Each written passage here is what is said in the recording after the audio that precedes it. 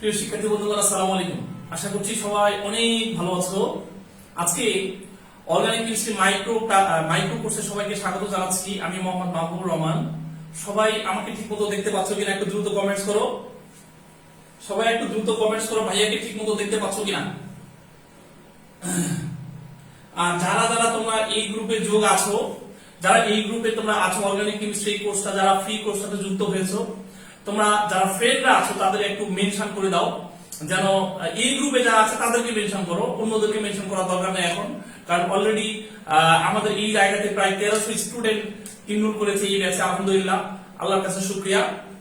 তো যাক, ইনশাআল্লাহ আজকে আমরা এই যে জার্নিটা শুরু করতে যাচ্ছি অর্গানিক কেমিস্ট্রি 10 লাইভ ক্লাস, অর্থাৎ 10টা লাইভ ক্লাস। এই 10টা লাইভ ক্লাসের মাধ্যমে অর্গানিক কেমিস্ট্রি যে জিনিসটা আমরা 2 বছর 2.5 বছর ভালো মতো শিখতে পারি নাই, এই 10টা লাইভ ক্লাসের মাধ্যমে ইনশাআল্লাহ আমাদের অর্গানিক কেমিস্ট্রির যত প্রবলেম আছে সবগুলো প্রবলেম সলভ হয়ে যাবে ইনশাআল্লাহ। ওকে ওকে, সবাইকে অনেক অনেক ধন্যবাদ। আজকের ক্লাসটির জন্য অনেকেই অপেক্ষা করেছিলাম, ঠিক আছে। আজকের ক্লাসের জন্য অনেকেই দীর্ঘদিন ধরে অপেক্ষা করেছিলাম।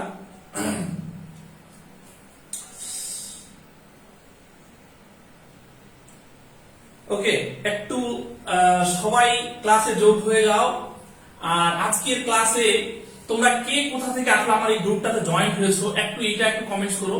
কে কোথা থেকে এই ক্লাসটা তোমরা মানে আমার ক্লাসটা দেখছো, এইটাও একটু জানাও। যদিও অনেক স্টুডেন্ট এই কোর্সটাতে আমাদের অনেকে সালাম দিয়েছো, আসলে এতগুলো নাম বলতে পারবো না। সবার পক্ষ থেকে আমি সালাম নিয়ে নিচ্ছি। ওয়ালাইকুম আসসালাম। আলহামদুলিল্লাহ, মহান আল্লাহ পাকের শুকরিয়ায় আমি অনেক ভালো আছি তোমাদের দোয়ায়। আচ্ছা, এবং কে কোথা থেকে দেখছো? শাহনাজ পারভিন বলছো রাজবাড়ী জেলা। আচ্ছা, এরপরে হচ্ছে নীরব বলছো জামালপুর। আচ্ছা ওকে, ফেনী আরমানুল্লাহ ফেনী। ইসরাত জাহান আখি রাজশাহী থেকে। আচ্ছা, তজন তুমি বলেছো বরিশাল থেকে। যাক আলহামদুলিল্লাহ, খুবই ভালো। সিরাজগঞ্জ থেকে আব্দুল্লাহ মামুন। সঞ্জয় বলেছে ভাই আমি ফার্ম গেট থেকে। যাক আলহামদুলিল্লাহ। সৈয়দপুর থেকে একজন, ময়মনসিংহ থেকে মাহমুদুল হাসান, হাতিবান্ধা লালমনিরহাট থেকেও আছো। নূরজাহান আক্তার, বাহ মাশাআল্লাহ। সাদিয়া সুলতানা রাজশাহী থেকে। সাদপুর থেকে আছো মশিউর। যাক আলহামদুলিল্লাহ, অনেক অনেক স্টুডেন্ট। আসলে এতগুলো নাম বলতে পারছি না, এত দ্রুত এগুলো মানে পার হয়ে যাচ্ছে, আসলে নাম বলাটা একটু মুশকিল হয়ে যাচ্ছে। ওকে, যাই হোক, তো আজকে এই যে আমরা ফ্রি কোর্সটা শুরু করতে যাচ্ছি অর্গানিক কেমিস্ট্রি, তোমাদেরকে আমি নিশ্চিত করতে পারি কোন স্টুডেন্ট সে যদি ইন্টারমিডিয়েট ফার্স্ট ইয়ার হয়, সেকেন্ড ইয়ার হয়, অ্যাডমিশন ফার্স্ট টাইম হয়, সেকেন্ড টাইম হয়, মেডিকেল হয়, যেখানেই হোক, যদি সে আমাদের 10টা ক্লাস ঠিক মতো করে, আর কোনোদিন তার অর্গানিক কেমিস্ট্রির জন্য কোনো জায়গাতে যাওয়ার কোনো দরকার হবে না ইনশাআল্লাহ।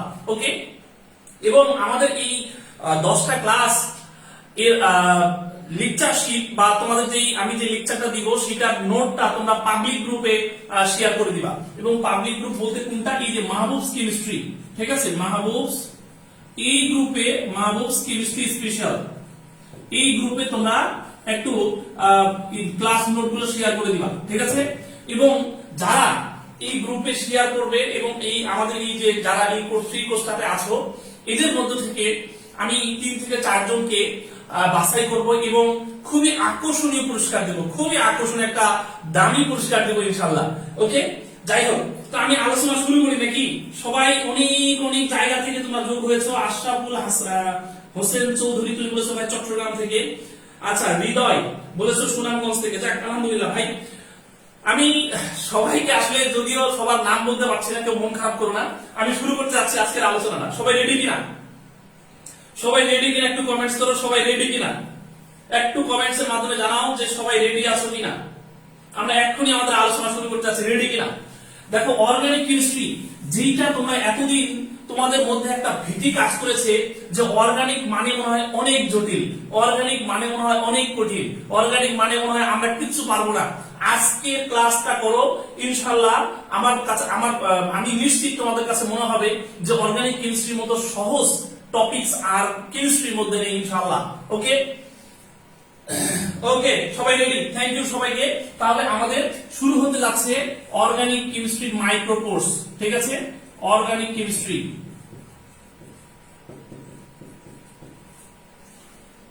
দেখো এই অর্গানিক কেমিস্ট্রি এই কোর্সটা শুরুর আগে আমি কিছু কথা একটু খুব বলি, কথাগুলো একটু খুব মনোযোগ দিয়ে শোনো। যে এইটা এমন একটা অধ্যায়, যে অধ্যায় তুমি না পড়লে, তুমি যদি সায়েন্সের স্টুডেন্ট হও, তুমি যদি অ্যাডমিশন দাও, তুমি যদি ইন্টারমিডিয়েট পরীক্ষা দাও, তুমি যদি মেডিকেল দাও, তুমি যদি ইঞ্জিনিয়ারিং দাও, যেখানেই তুমি পরীক্ষা দাও, যদি তুমি এই অধ্যায়টা ভালো মতো না পড়ো, তাহলে তোমার কেমিস্ট্রি ভালো করা পসিবল নয়। সেই জন্য আমাদেরকে সবাইকে এই অধ্যায়টা খুব ভালো করে পড়ে ফেলতে হবে। ওকে, তো ইনশাআল্লাহ আমরা 10টা লাইভ ক্লাস নিব। এই 10টা লাইভ ক্লাসের মাধ্যমে আমাদের এই অধ্যায়ে যতগুলো প্রবলেম আছে সবগুলো প্রবলেম ইনশাআল্লাহ সলভ হয়ে যাবে। এবং আমি তোমাদেরকে এখানে কিছু প্রশ্ন দেখাবো, সেই প্রশ্নগুলো ইনশাআল্লাহ তোমরা যদি সলভ করতে পারো, এবং বিগত বছরের প্রশ্ন সেগুলো থাকবে, তো সেগুলো সলভ করতে পারলে বুঝতে পারবা যে আসলে অর্গানিক কেমিস্ট্রি আমি বুঝতেছি। ওকে, থ্যাংক ইউ সবাইকে। তাহলে আমি শুরু করতে যাচ্ছি। দেখো প্রথমেই আমাদের অর্গানিক কেমিস্ট্রি মানে হচ্ছে জৈব যৌগ, যারা বাংলা যেটাকে আমরা বলছি জৈব যৌগ। দেখো জৈব যৌগ বিষয়টা কি বা জৈব যৌগ কি সেটা আমরা একটু আগে বুঝি। কার্বন এবং হাইড্রোজেন নিয়ে গঠিত যৌগ সমূহকে বলা হয় জৈব যৌগ। সহজ কথাবার্তা কি বলেছি দেখো, প্রথমে বলেছি কার্বন এবং হাইড্রোজেন নিয়ে গঠিত যৌগ সমূহকে কি বলা হয় বলতো? জৈব যৌগ বলা হয়। এই কার্বন হাইড্রোজেন ছাড়াও জৈব যৌগের মধ্যে আরো বেশ কিছু অ্যাটম থাকতে পারে। কে কে থাকতে পারে? এখানে থাকতে পারে হচ্ছে nitrogen, oxygen, sulphur, phosphorus, halogen. Okay, তাহলে আমি প্রথম কথা কি বলেছি দেখো, আমি প্রথম ফার্স্ট তথ্য তোমাদেরকে দিলাম যে কার্বন হাইড্রোজেন নিয়ে গঠিত যৌগ সমূহকে বলা হয় জৈব যৌগ। ওকে, এবং কার্বন হাইড্রোজেন ছাড়াও অনেক সময় এখানে অন্যান্য অ্যাটম থাকতে পারে। তারা কে কে থাকতে পারে দেখো, থাকতে পারে nitrogen, oxygen, sulphur, phosphorus, halogen, এই অ্যাটমগুলো থাকতে পারে। ওকে, দেখো এই জৈব যৌগের ধারণাটা খুব বেশি দিন আগের নয়। আজকে থেকে প্রায় 200 বছর আগে মানুষের জৈব যৌগ নিয়ে তেমন খুব একটা ভালো ধারণা ছিল না। ঠিক আছে, 1828 সালের আগে, খুব মনোযোগ দিয়ে কথাগুলো একটু শুনো, এই 1828 সালের আগে মানুষ ধারণা করত জৈব যৌগগুলো শুধুমাত্র প্রাণী দেহ বা উদ্ভিদ দেহ থেকে তৈরি হয়, এগুলোকে কখনো পরীক্ষাগারে তৈরি করা যায় না। এই সময়তে বিজ্ঞানী বার্জিলিয়াস নামক একজন সায়েন্টিস্ট কি করেছিলেন? বিজ্ঞানী বার্জিলিয়াস নামক একজন সায়েন্টিস্ট একটা তথ্য দিয়েছিলেন। ঠিক আছে, উনি বলেছিলেন যে জৈব যৌগগুলো শুধুমাত্র উদ্ভিদ দেহ বা প্রাণী দেহ থেকে তৈরি হয়। তখন এই থিওরিটার উনি নাম দিয়েছিলেন ভাইটাল ফোর্স থিওরি। কি নাম দিয়েছিলেন বলো? এটার নাম দিয়েছিলেন vital force theory. Vital force theory, ঠিক আছে। আচ্ছা, বা এইটাকে আমরা বাংলায় বলছি কি? বাংলায় বলছিল প্রাণ শক্তির মতবাদ। প্রাণ শক্তির মতবাদ, প্রাণ শক্তির মতবাদ। তাহলে আমি প্রথম কি তথ্য দিলাম দেখো, আমি বললাম 1828 সালের আগে মানুষের জৈব যৌগের তেমন কোনো ধারণা ছিল না। ওই সময়তে একজন সায়েন্টিস্ট যার নাম হলো বার্জেলিয়াস, কি নাম বলেছি দেখো তো, যার নাম হলো বার্জেলিয়াস, এই সায়েন্টিস্ট কি করলেন? উনি একটা তথ্য দিলেন। এই তথ্যের মধ্যে উনি বলেছিলেন যে জৈব যৌগগুলো শুধুমাত্র প্রাণী দেহ থেকে বা উদ্ভিদ দেহ থেকে তৈরি করা যায়, এগুলোকে কখনো পরীক্ষাগারে তৈরি করা যায় না। তখন উনি তার থিওরিটার নাম দিলেন ভাইটাল ফোর্স থিওরি। কি নাম দিলেন দেখো তো? তার নাম দিলেন ভাইটাল ফোর্স থিওরি, যেটাকে বাংলায় বলা হচ্ছে প্রাণ শক্তির মতবাদ। পরবর্তীতে 1828 সালের দিকে এসে একজন সায়েন্টিস্ট যার নাম হচ্ছে বিজ্ঞানী ফ্রেডরিক উলার, উনি পরীক্ষাগারে একটা যৌগ তৈরি করতে চেয়েছিলেন, যে যৌগটা ছিল হচ্ছে অ্যামোনিয়াম সায়ানেট। খুব মনোযোগ দিয়ে কথাগুলো একটু শোনো। একটা যৌগ উনি তৈরি করতে চেয়েছিলেন, সেই যৌগটার নাম হচ্ছে অ্যামোনিয়াম সায়ানেট। তখন উনি এই যৌগটা তৈরি করতে গিয়ে উনি দুইটা কম্পাউন্ডকে নিয়েছিলেন। কি কি দেখো তো? উনি নিয়েছিলেন হচ্ছে লেড ক্লোরাইড, লেড সায়ানেট এবং অ্যামোনিয়াম ক্লোরাইড। উনি নিয়েছিলেন হচ্ছে লেড সায়ানেট এবং অ্যামোনিয়াম ক্লোরাইড, এই দুইটা যৌগকে উনি নিয়েছিলেন। নিয়ে উনার টার্গেট ছিল যে উনি এখান থেকে তৈরি করবেন হচ্ছে অ্যামোনিয়াম সায়ানেট। ওকে, অ্যামোনিয়াম সায়ানেট তৈরি করবেন। কিন্তু এই যৌগটা তৈরি করতে গিয়ে উনি আকস্মিকভাবে এই অ্যামোনিয়াম সায়ানেট না পেয়ে এখান থেকে একটা নতুন যৌগ পেয়ে যান। সেই যৌগ কি পেয়ে যান দেখো, এই অ্যামোনিয়াম সায়ানেট না পেয়ে উনি এই অ্যামোনিয়াম সায়ানেট আসলে এখানে তৈরি হয়েছিল না যে তা না, হয়েছিল। পরবর্তী অ্যামোনিয়াম সায়ানেট থেকে উনি আকস্মিকভাবে একটা যৌগ পেয়ে যান যার নাম হচ্ছে ইউরিয়া। কি নাম? এর নাম হচ্ছে ইউরিয়া। তখন তিনি চিন্তা করলেন এই ইউরিয়া যৌগটা হচ্ছে একটা সমযোজী যৌগ এবং এইটা হচ্ছে একটা জৈব যৌগ, তখন উনি বললেন যে ভাইটাল ফোর্স থিওরি অর্থাৎ প্রাণ শক্তির যে মতবাদ, এই প্রাণ শক্তির মতবাদে বলা হয়েছিল যে জৈব যৌগগুলোকে শুধুমাত্র উদ্ভিদ দেহ বা প্রাণী দেহ থেকে তৈরি করা হয়। কিন্তু পরীক্ষাগারে এই অ্যামোনিয়াম লেড সায়ানেট এবং অ্যামোনিয়াম ক্লোরাইড এই দুইটা যৌগ থেকে অ্যামোনিয়াম সায়ানেট না পেয়ে উনি ইউরিয়া পেয়ে যাওয়ার পরে তিনি চিন্তা করলেন তাহলে ভাইটাল ফোর্স থিওরিটা ভুল। ঠিক আছে, তাহলে দেখো এই যে ভাইটাল ফোর্স থিওরি, এই ভাইটাল ফোর্স থিওরিকে উনি ভুল প্রুফ করলেন বা ভুল প্রমাণ করলেন। এটার মাধ্যমে বিজ্ঞানী ফ্রেডরিক উলারকে বলা হলো আধুনিক জৈব রসায়নের জনক। কি বলা হলো বলতো? তখন ওনাকে বলা হলো আধুনিক জৈব রসায়নের জনক। আমি একটু ইতিহাসের দিকে চলে গেছি, যাই হোক তারপরও এই কথাগুলো, আমি যে কথাগুলো বলেছি প্রত্যেকটা কথাই বারবার পরীক্ষা আসে।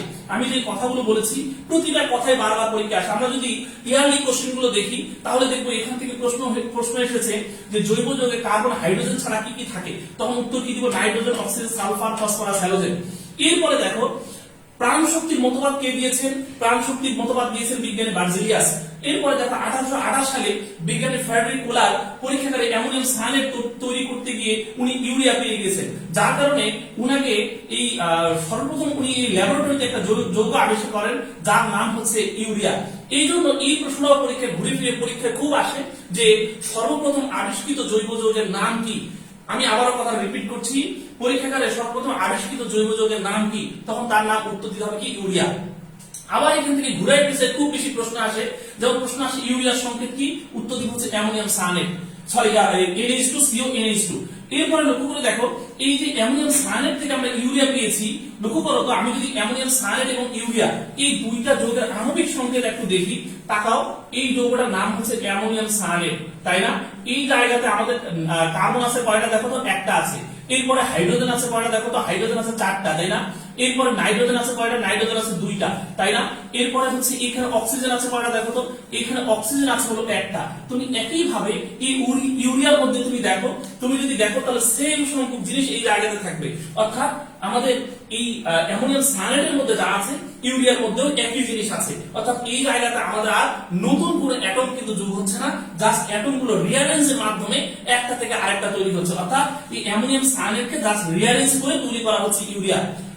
যদি আমরা সবাই জানি যদি আণবিক সংকেত এক হয় এবং গঠন ভিন্ন হয় তখন আমরা তাদেরকে পরস্পর বলি সমাণু।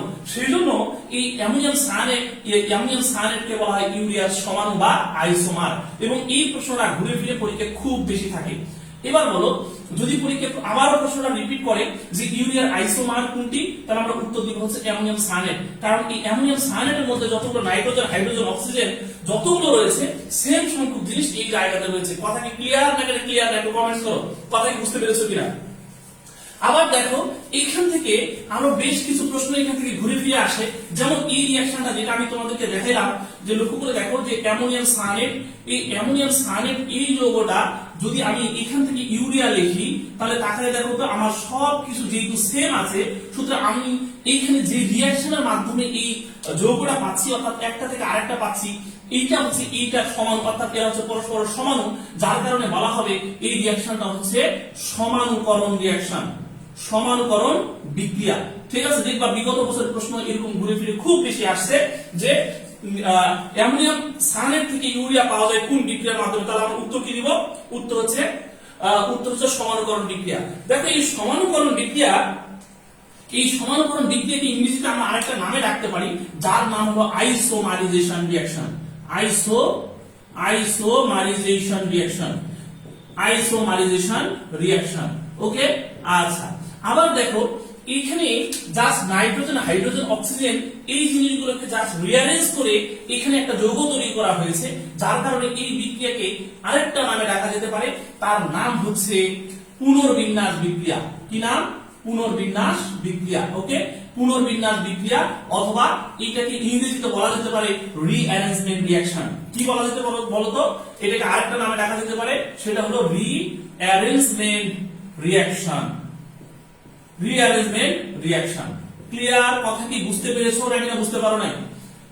সবাইকে আমার কথাগুলো কি বুঝতে পেরেছো কিনা একটু কমেন্টস করো তো ভাইয়া। আচ্ছা, তোমাদের যারা এই যে যারা ক্লাসগুলো দেখছো যারা আমার কথাগুলো শুনতেছো তোমাদের সব রুটিন নিয়ে সবগুলো কথা বলবো, টেনশন করার কোনো কারণ নেই। একটু ক্লাসটা করতে থাকো। আমি ক্লাস কিছুক্ষণ নেওয়ার পরে এই ক্লাসটা সপ্তাহে কয়দিন হবে, কি বারে হবে, কোন সময়তে হবে, সব নিয়ে আলোচনা করবো। শুধু ক্লাসটা করতে থাকো, আমি ক্লাসের মধ্যেই ইনশাআল্লাহ সবগুলো ইনফরমেশন দিয়ে দিব। একটু প্রথম থেকে ক্লাসটা একটু করতে থাকো, ওকে? তাহলে আমি এখান থেকে প্রথম যে কথাগুলো বলেছি, দেখো আমি যদি তোমাদেরকে বলি এই প্রশ্নগুলোর উত্তর আমরা কি দিব, আমি এক এক করে একটা করে কথা বলছি। দেখো যদি পরীক্ষায় এই প্রশ্নগুলো আবার রিপিট করে তাহলে তাদের উত্তর কি হবে। যেমন প্রথম প্রশ্ন হচ্ছে সর্বপ্রথম আবিষ্কৃত পরীক্ষাগারে জৈব যৌগের নাম কি? উত্তর হচ্ছে ইউরিয়া, তাই না? তাহলে যদি পরীক্ষার প্রশ্ন আসে সর্বপ্রথম আবিষ্কৃত জৈব যৌগের নাম কি, তাহলে আমরা উত্তর কি দিব বলতো? উত্তর দিব হচ্ছে ইউরিয়া। এরপর হচ্ছে যে জৈব যৌগের মধ্যে কার্বন হাইড্রোজেন ছাড়া অন্য কি কি থাকতে পারে? উত্তর দিব কি nitrogen, oxygen, sulphur, phosphorus, halogen. এরপরে প্রশ্ন আসে যে ইউরিয়ার সংকেত কি? NH2CO NH2। এরপরে বিগত বছরের পরীক্ষার প্রশ্ন এরকম প্রশ্ন বহুবার এসেছে যে অ্যামোনিয়াম সায়ানেট থেকে ইউরিয়া পাওয়া যায় কোন বিক্রিয়ার মাধ্যমে? উত্তর কি দিব? সমানুকরণ বিক্রিয়া, সমানুকরণ বিক্রিয়া অথবা আইসোমারাইজেশন রিঅ্যাকশন। এরপরে পরীক্ষায় প্রশ্ন এসেছে ইউরিয়ার আইসোমার কোনটি? উত্তর কি দিব বলতো? Ammonium cyanate. ক্লিয়ার? আচ্ছা এখন দেখো এই যে আমরা জৈব যৌগের কথা বললাম, সাধারণত জৈব যৌগের ক্ষেত্রে দেখা যায় যে কার্বন আর হাইড্রোজেন এই দুইটা জিনিস থাকেই। এই ছাড়া থাকতে পারে কি? Nitrogen, oxygen, sulphur, phosphorus, halogen. কিন্তু সত্যিকার অর্থে পৃথিবীতে এমন কিছু যৌগ রয়েছে যাদের মধ্যে আমরা এই হাইড্রোজেন নাই তারপরও তাকে জৈব যৌগ বলছি। হাইড্রোজেন নাই তারপরও আমরা তাদেরকে জৈব যৌগ বলছি, ওকে? তো এরকম জৈব যৌগ কি কি আছে যেমন লক্ষ্য করে দেখো, আমি যে একটা উদাহরণ দিই, তাকাও। আমি যদি এরকম একটা যৌগ লিখি, এই যে এই যৌগটার দিকে তাকায় দেখো, এই যৌগটার নাম হচ্ছে ক্লোরোপিক্রিন। এই যৌগের নাম কি বলতো? এই যৌগের নাম হচ্ছে ক্লোরোপিক্রিন, ক্লোরোপিক্রিন। অথবা এই যৌগটাকে বলা হয় কাঁদুনে গ্যাস, টিয়ার গ্যাস। আমি এটা ফান করে বলি পুলিশি গ্যাস, কারণ পুলিশরা যখন আমরা কোনো জায়গায় যখন মারামারি হয় তখন পুলিশরা একটা গ্যাস নিক্ষেপ করে, সেই গ্যাসটা হচ্ছে এটা, সেটাকে আমরা বলছি কাঁদুনে গ্যাস বা টিয়ার গ্যাস, ওকে? লক্ষ্য করে দেখো তো এই যৌগের মধ্যে কিন্তু আমাদের কার্বন আছে কিন্তু হাইড্রোজেন নেই, যার কারণে এই যৌগটাকে আমরা বলি হাইড্রোজেন বিহীন জৈব যৌগ। তাহলে এইটা কি বলবো আমরা বলতো? এটা হচ্ছে হাইড্রোজেন বিহীন জৈব যৌগ। ক্লিয়ার? আচ্ছা এছাড়াও আরো অনেক উদাহরণ আছে। যেমন ধরো আমি যদি তোমাদেরকে বলি এই যৌগটার দিকে তাকায় দেখো C6Cl6, সেটা হচ্ছে হেক্সাক্লোরোবেনজিন। এই হেক্সাক্লোরোবেনজিনের মধ্যে কিন্তু কোনো ধরনের হাইড্রোজেন নেই, যার কারণে এটাকে আমরা বলতে পারি সেটা হচ্ছে হাইড্রোজেন বিহীন একটা জৈব যৌগ। এরপরে কিছু ফ্রিয়ন রয়েছে, যেমন ধরো আমি যদি বলি CF2Cl2, এইটা হচ্ছে আমাদের ফ্রিয়ন 12 সংকেত। এইটার ভিতরে কোনো হাইড্রোজেন নেই, যার কারণে এইটা হচ্ছে হাইড্রোজেন বিহীন জৈব যৌগ। এরপরে CFCl3, এইটা হচ্ছে ফ্রিয়ন 11 সংকেত, এইটাও হচ্ছে হাইড্রোজেন বিহীন জৈব যৌগ। তাহলে জৈব যৌগের মধ্যে আমাদের কার্বন হাইড্রোজেন থাকা কম্পালসারি, তবে পৃথিবীতে এমন কিছু জৈব যৌগ রয়েছে যাদের মধ্যে হাইড্রোজেন নেই কিন্তু তারপরেও তাদেরকে আমরা জৈব যৌগ বলছি। এদের উদাহরণ কি? ক্লোরোপিক্রিন, তারপরে হচ্ছে হেক্সাক্লোরোবেনজিন, এরপর হচ্ছে ফ্রিয়ন গুলো, যেমন এটা ফ্রিয়ন 12, এটা হচ্ছে ফ্রিয়ন 11। এতক্ষণ পর্যন্ত যে কথাগুলো বলেছি প্রত্যেকটা কথা কি ক্লিয়ার কিনা একটু কমেন্টস করো। প্রতিটা কথা কি সবাই বুঝতে পেরেছো কিনা আমাকে একটু কমেন্টস এর মাধ্যমে জানাও। যদি বুঝতে পারো এবার আমি তোমাদেরকে কিছু প্রশ্ন দেখাবো, আমাকে একটু বলো যে সবাই কি আমার কথাগুলো কি বুঝতে পেরেছো কিনা, ক্লিয়ার কিনা।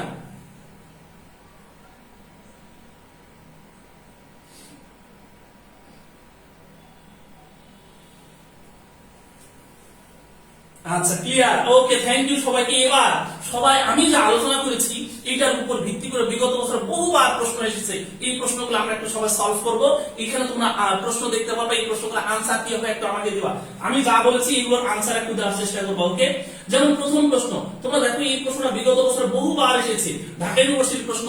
এই ঢাকা ইউনিভার্সিটি আসলে নিচের কোন যৌগের পুনর্বিন্যাসের ফলে ইউরিয়া পাওয়া যায়? ঠিক আছে, নিচের কোন যৌগের পুনর্বিন্যাসের ফলে ইউরিয়া পাওয়া যায়? ঢাকা ইউনিভার্সিটি 2001 সালে আসছে। এরপরে জগন্নাথ ইউনিভার্সিটি 10-11-তে আসছে। এরপরে শেরে বাংলা কৃষি ইউনিভার্সিটি দুবার এসেছে। এই প্রশ্নটা সঠিক উত্তর আমরা কি দিতে পারি একটু কমেন্টস করো সবাই, দেখি পারো কিনা।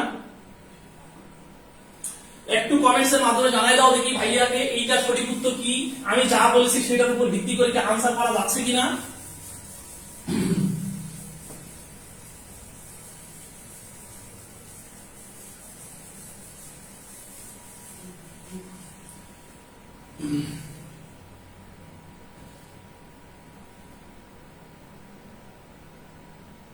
মাশাআল্লাহ মাশাআল্লাহ মাশাআল্লাহ, সবাই পারতেছো, তোমরা সবাই পারতেছো। তাহলে এখানে বলা হচ্ছে কি, নিচের কোনটি পুনর্বিন্যাসের ফলে ইউরিয়া পাওয়া যায়, অর্থাৎ উত্তর হবে অ্যামোনিয়াম সায়ানেট। তাহলে অ্যামোনিয়াম সায়ানেট কোন অপশনে রয়েছে, ডি নাম্বার অপশনে রয়েছে, তাই না? অ্যামোনিয়াম সায়ানেট ডি নাম্বার অপশনে রয়েছে।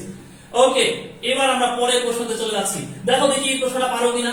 এই প্রশ্নটা অনেক আগের প্রশ্ন, রাবিতে আবার পরে আসছে, জগন্নাথ ইউনিভার্সিটি আবার পরবর্তীতে 13-14 সেশনে আসছে। এই প্রশ্নটা সঠিক উত্তর কি হবে একটু কমেন্টস করো দেখি। অ্যামোনিয়াম সায়ানেটকে উত্তপ্ত করে ইউরিয়া প্রস্তুতের বিক্রিয়ার নাম কি? এইটা সঠিক উত্তর দাও দেখি, কে পারো। আমি যা বলেছি সব কিন্তু এখানে আছে, অর্থাৎ যে কথাগুলো বলেছি এই প্রত্যেকটা কথার উপর ভিত্তি করে আমরা মানে এই এখন যে প্রশ্নগুলো দেখবো সবগুলো সলভ করে ফেলতে পারবো। ওকে, একটু কমেন্টস করো সবাই।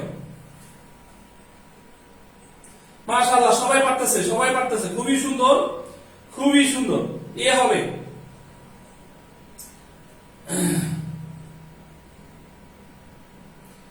তোমাদেরকে একটা কথা বলি, দেখো তোমরা শুধু আমার ক্লাসটা 10টা লাইভ ক্লাস করো, 10টা লাইভ ক্লাস করার পরে তুমি নিজেই বুঝতে পারবা অর্গানিক কেমিস্ট্রির মধ্যে সহজ টপিকস আর নেই। তোমরা যে রিঅ্যাকশন নিয়ে ভয় পাও, আমি তোমাদেরকে এই যে ক্লাসের সামনে ফার্স্ট ক্লাসে দাঁড়ায় বললাম, 10ম ক্লাসে আমি প্রুফ করব যে অর্গানিক কেমিস্ট্রি 98% রিঅ্যাকশন উইদাউট মুখস্থ। কোনো মুখস্থ লাগবে না, মুখস্থ ছাড়াই আমরা একটা রিঅ্যাকশন প্রোডাক্ট দেখে বলে ফেলতে পারবো যে এটা প্রোডাক্ট এইটাই হবে, এইটাই হবে। ঠিক আছে, এরকম আমি তোমাদেরকে একদম কনফার্ম বলতে পারবো। ওকে, যাই হোক, তো আলহামদুলিল্লাহ মোটামুটি সবাই তোমরা পাচ্ছ। আচ্ছা, নেক্সট পরের প্রশ্ন। এই পরের প্রশ্নটা দেখো তো ভাইয়া পারো কিনা। এই প্রশ্নটা জাহাঙ্গীরনগর ইউনিভার্সিটির প্রশ্ন। প্রশ্নটা আসছে, কঠিন অ্যামোনিয়াম সায়ানেট তৈরি করতে গিয়ে আকস্মিকভাবে ইউরিয়া আবিষ্কার করেন কোন বিজ্ঞানী? এই প্রশ্নটা জাহাঙ্গীরনগর ইউনিভার্সিটির প্রশ্ন। দেখো তো পারো কিনা ভাইয়া, কমেন্টস করো তো।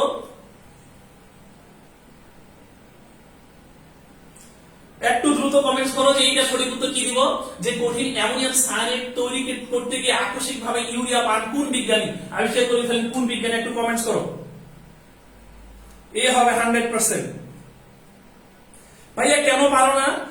নাজমুল আলী টিপু ভাইয়া, আমি তো সবগুলো বলে দিয়েছি। এখানে যতগুলো প্রশ্ন আমি দেখাচ্ছি, তুমি বলো কোন প্রশ্নটা তথ্য আমি তোমাদেরকে দেই নাই।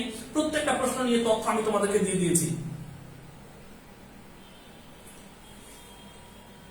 ওকে, আচ্ছা, এরপরে আমরা আরেকটা প্রশ্ন দেখবো, দেখি এই প্রশ্নগুলো, পরের প্রশ্নগুলো কে সঠিক উত্তর দিতে পারে। আমি আরো বেশ কিছু প্রশ্ন দেখাই, যেমন এইখানে একটা প্রশ্ন দেওয়া হয়েছে, দেখি এই প্রশ্নটা সঠিক উত্তর কে দিতে পারো তোমরা।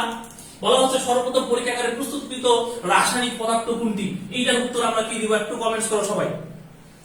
আমার মনে হয় প্রত্যেকটাই তোমরা পারবা, এগুলো নিয়ে কোনো ঝামেলা হওয়ার কোনো প্রশ্নই আসে না, আমরা সবগুলো পারবো। আমি তো প্রশ্ন দেখার সঙ্গে সঙ্গে দেখি যে কমেন্টসে বন্যা বয়ে যাচ্ছে, কারণ হচ্ছে আমি প্রত্যেকটা কথা বলে দিয়েছি। ঠিক আছে, প্রতিটা কথা আমি বলে দিয়ে দিয়েছি।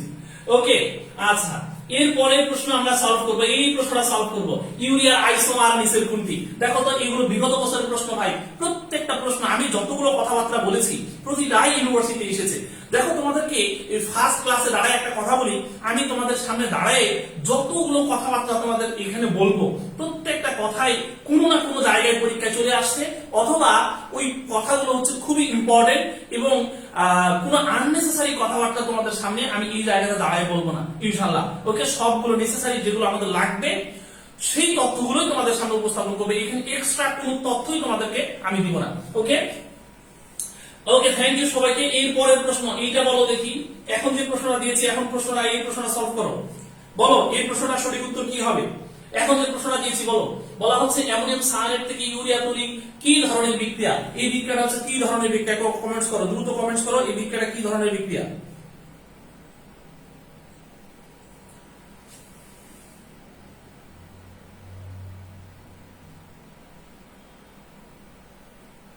কি পাওয়া যাচ্ছে ভাইয়া, পাওয়া যাচ্ছে না? কেমন লাগছে বলো? আমার বিশ্বাস যে তোমরা প্রত্যেকটা স্টুডেন্ট আমার এই ক্লাসগুলো যদি শুরু থেকে শেষ পর্যন্ত করো, তাহলে কেমিস্ট্রি নিয়ে, অর্গানিক কেমিস্ট্রি নিয়ে আর কোনো টেনশন থাকবে না ইনশাআল্লাহ।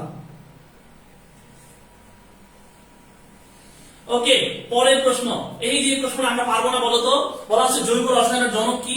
আমি তোমাদেরকে কি বলেছিলাম, বিজ্ঞানী ফ্রেডরিক উলার যখন 1828 সালের দিকে অ্যামোনিয়াম সায়ানেট থেকে ইউরিয়া তৈরি করে ফেলেন আকস্মিক ভাবে, তখন তাকে বলা হলো আধুনিক জৈব রসায়নের জনক। তাহলে এই জৈব রসায়নের জনক আমরা কাকে বলবো ভাইয়া বলতো? উইলার, বার্জেলিয়াস, এমিল ফিশার, নাকি না কোনোটি নয়? কি বলবো বলো, দ্রুত দ্রুত দ্রুত আনসার করো।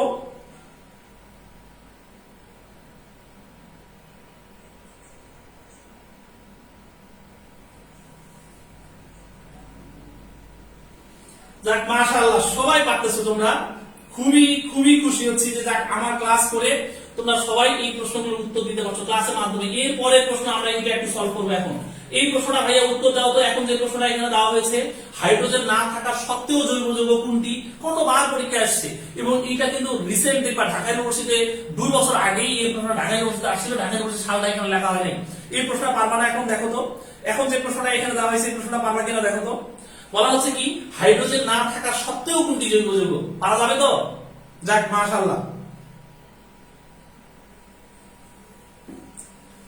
ওকে, তাহলে এরপর আর কি আছে দেখি, আর কোন প্রশ্ন আছে কিনা এই টপিকস নিয়ে। এই যে আরো প্রশ্ন আছে ভাই, এই প্রশ্নটা সলভ করো, এই প্রশ্নটা সলভ করো দেখি পারো কিনা।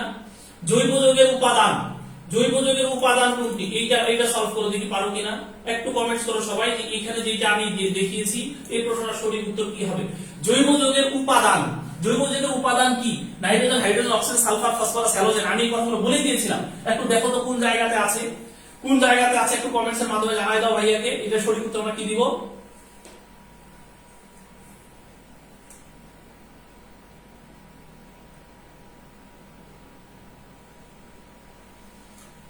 আচ্ছা তোমাদেরকে একটা ইনফরমেশন দিয়ে রাখি, আমি যে লাইভ ক্লাস নিব 10টা লাইভ ক্লাস নিব, এই 10টা লাইভ ক্লাসের এই ক্লাসগুলো আমি আপাতত ডিলিট করছি না।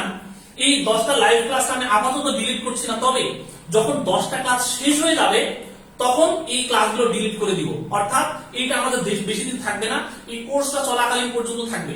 যখন 10টা ক্লাস শেষ হয়ে যাবে তখনই জাস্ট আমি এই সমস্ত 10টা লাইভ ক্লাস ডিলিট করে দিব।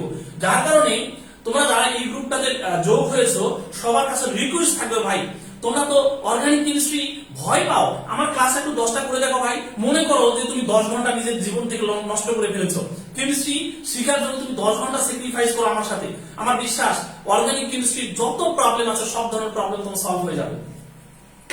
ওকে, যাক আলহামদুলিল্লাহ এইটারও তোমরা সঠিক উত্তর দিতে পেরেছো। আমি যে প্রশ্নটা দিয়েছি এটারও সঠিক উত্তর অলরেডি আমি দেখতে পাচ্ছি যে সবাই তোমরা সঠিক উত্তর দিতে পেরেছো। ওকে,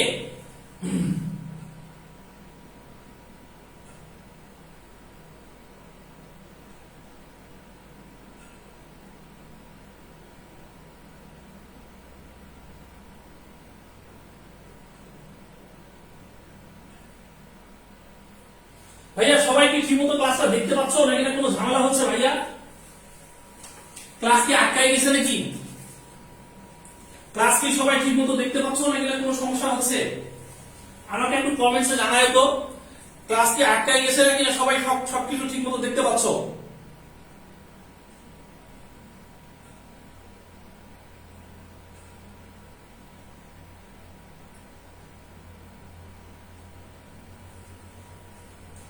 আচ্ছা সবকিছু ক্লিয়ার, প্রবলেম নাই। ওকে, থ্যাংক ইউ। আচ্ছা এরপর আর একটা প্রশ্ন আমি তোমাদেরকে এখানে দিব, এই প্রশ্নটার সঠিক উত্তর আমার মনে হয় না যে কেউ পারবে না, এমন কেউ নেই। এখন যে প্রশ্নটা আমি দিয়েছি এই প্রশ্নটার সঠিক উত্তর এখানে এমন কেউ নাই যে সে পারবে না। বলা হচ্ছে প্রথম যে জৈব যৌগ পরীক্ষাগারে তৈরি করা হয় তার নাম কি? এখানে দেখো তো তোমরা যা আমি আলোচনা করেছি এমন কোন স্টুডেন্ট কি আছে এই প্রশ্নটার সঠিক উত্তর দিতে পারবে না? আমার বিশ্বাস প্রত্যেকটা স্টুডেন্ট সঠিক উত্তর দিতে পারবে এটা। ওকে,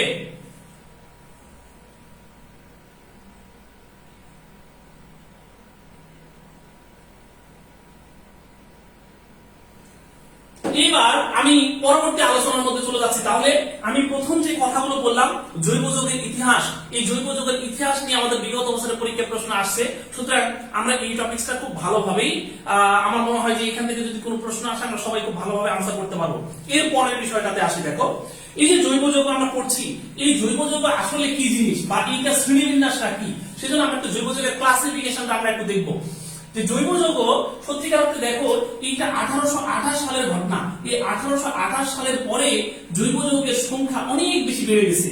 এই বেড়ে যাওয়ার পিছনে কয়েকটা কারণ আছে, এই কারণগুলো নিয়ে আমি একটু কথা বলবো, ঠিক আছে? এরপরে আমি ক্লাসিফিকেশনের মধ্যে যাব।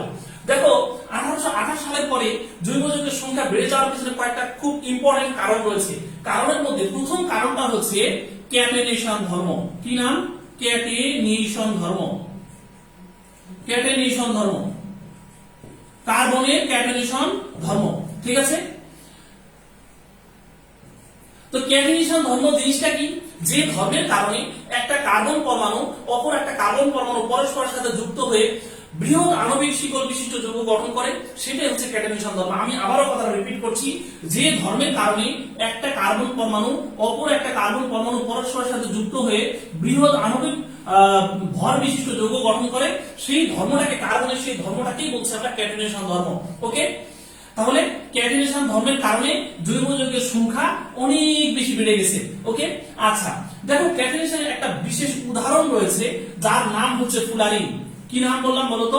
ক্যাটায়নেশনের একটা বিশেষ উদাহরণ রয়েছে যার নাম হচ্ছে ফুলারিন। এই ফুলারিন থেকে কয়েকটা প্রশ্ন আসে, এই প্রশ্নগুলো আমার বিশ্বাস আমার কথাগুলো শুনলেই তোমরা সবাই সঠিক উত্তর দিতে পারবা। ফুলারিন থেকে কয়েকটা প্রশ্ন আসে, দেখো ফুলারিন থেকে কয়েকটা প্রশ্ন আসে, প্রশ্নগুলো আমার কথাগুলো একটু শোনো, তাহলে সবাই বুঝতে পারবে, মানে পারবা, এটা আনসার করতে পারবা। ফুলারিন হচ্ছে কার্বনের রূপভেদ, কার্বনের রূপভেদ, কার্বনের একটা রূপভেদ। ফুলারিনের মধ্যে প্রায় 60টি কার্বন রয়েছে। ফুলারিনের প্রত্যেকটা কার্বন sp2 সংকরিত অবস্থায় রয়েছে, sp2 সংকরিত অবস্থায় রয়েছে। ফুলারিনের আণবিক ভর 720। ওকে, ফুলারিন হচ্ছে nano particle, nano particle, nano particle, এবং যার ব্যাস হচ্ছে 1 থেকে 100 ন্যানোমিটারের মধ্যে। ওকে, আচ্ছা ফুলারিন এর অপর নাম হচ্ছে বাকিবল, বাকিবল, বাকিবল। ওকে, আচ্ছা তাহলে দেখো ফুলারিন সম্পর্কে আমি যে তথ্যগুলো দিলাম, এই তথ্যগুলো আমাদের কাছে অত্যধিক ইম্পর্টেন্ট। ফার্স্ট বলেছে কি, ফুলারিন হচ্ছে কার্বনের রূপভেদ, এখানে 60টি কার্বন রয়েছে, এখানে প্রত্যেকটা কার্বন sp2 সংকরিত অবস্থায় রয়েছে। ফুলারিনের আণবিক ভর হচ্ছে 720 ন্যানো পার্টিকেল ফুলারিন, এবং এইটা হচ্ছে এর অপর নাম হচ্ছে বাকিবল। ওকে, এই ফুলারিন আবিষ্কারের জন্য 3জন সায়েন্টিস্টকে নোবেল পুরস্কার দেওয়া হয়েছে।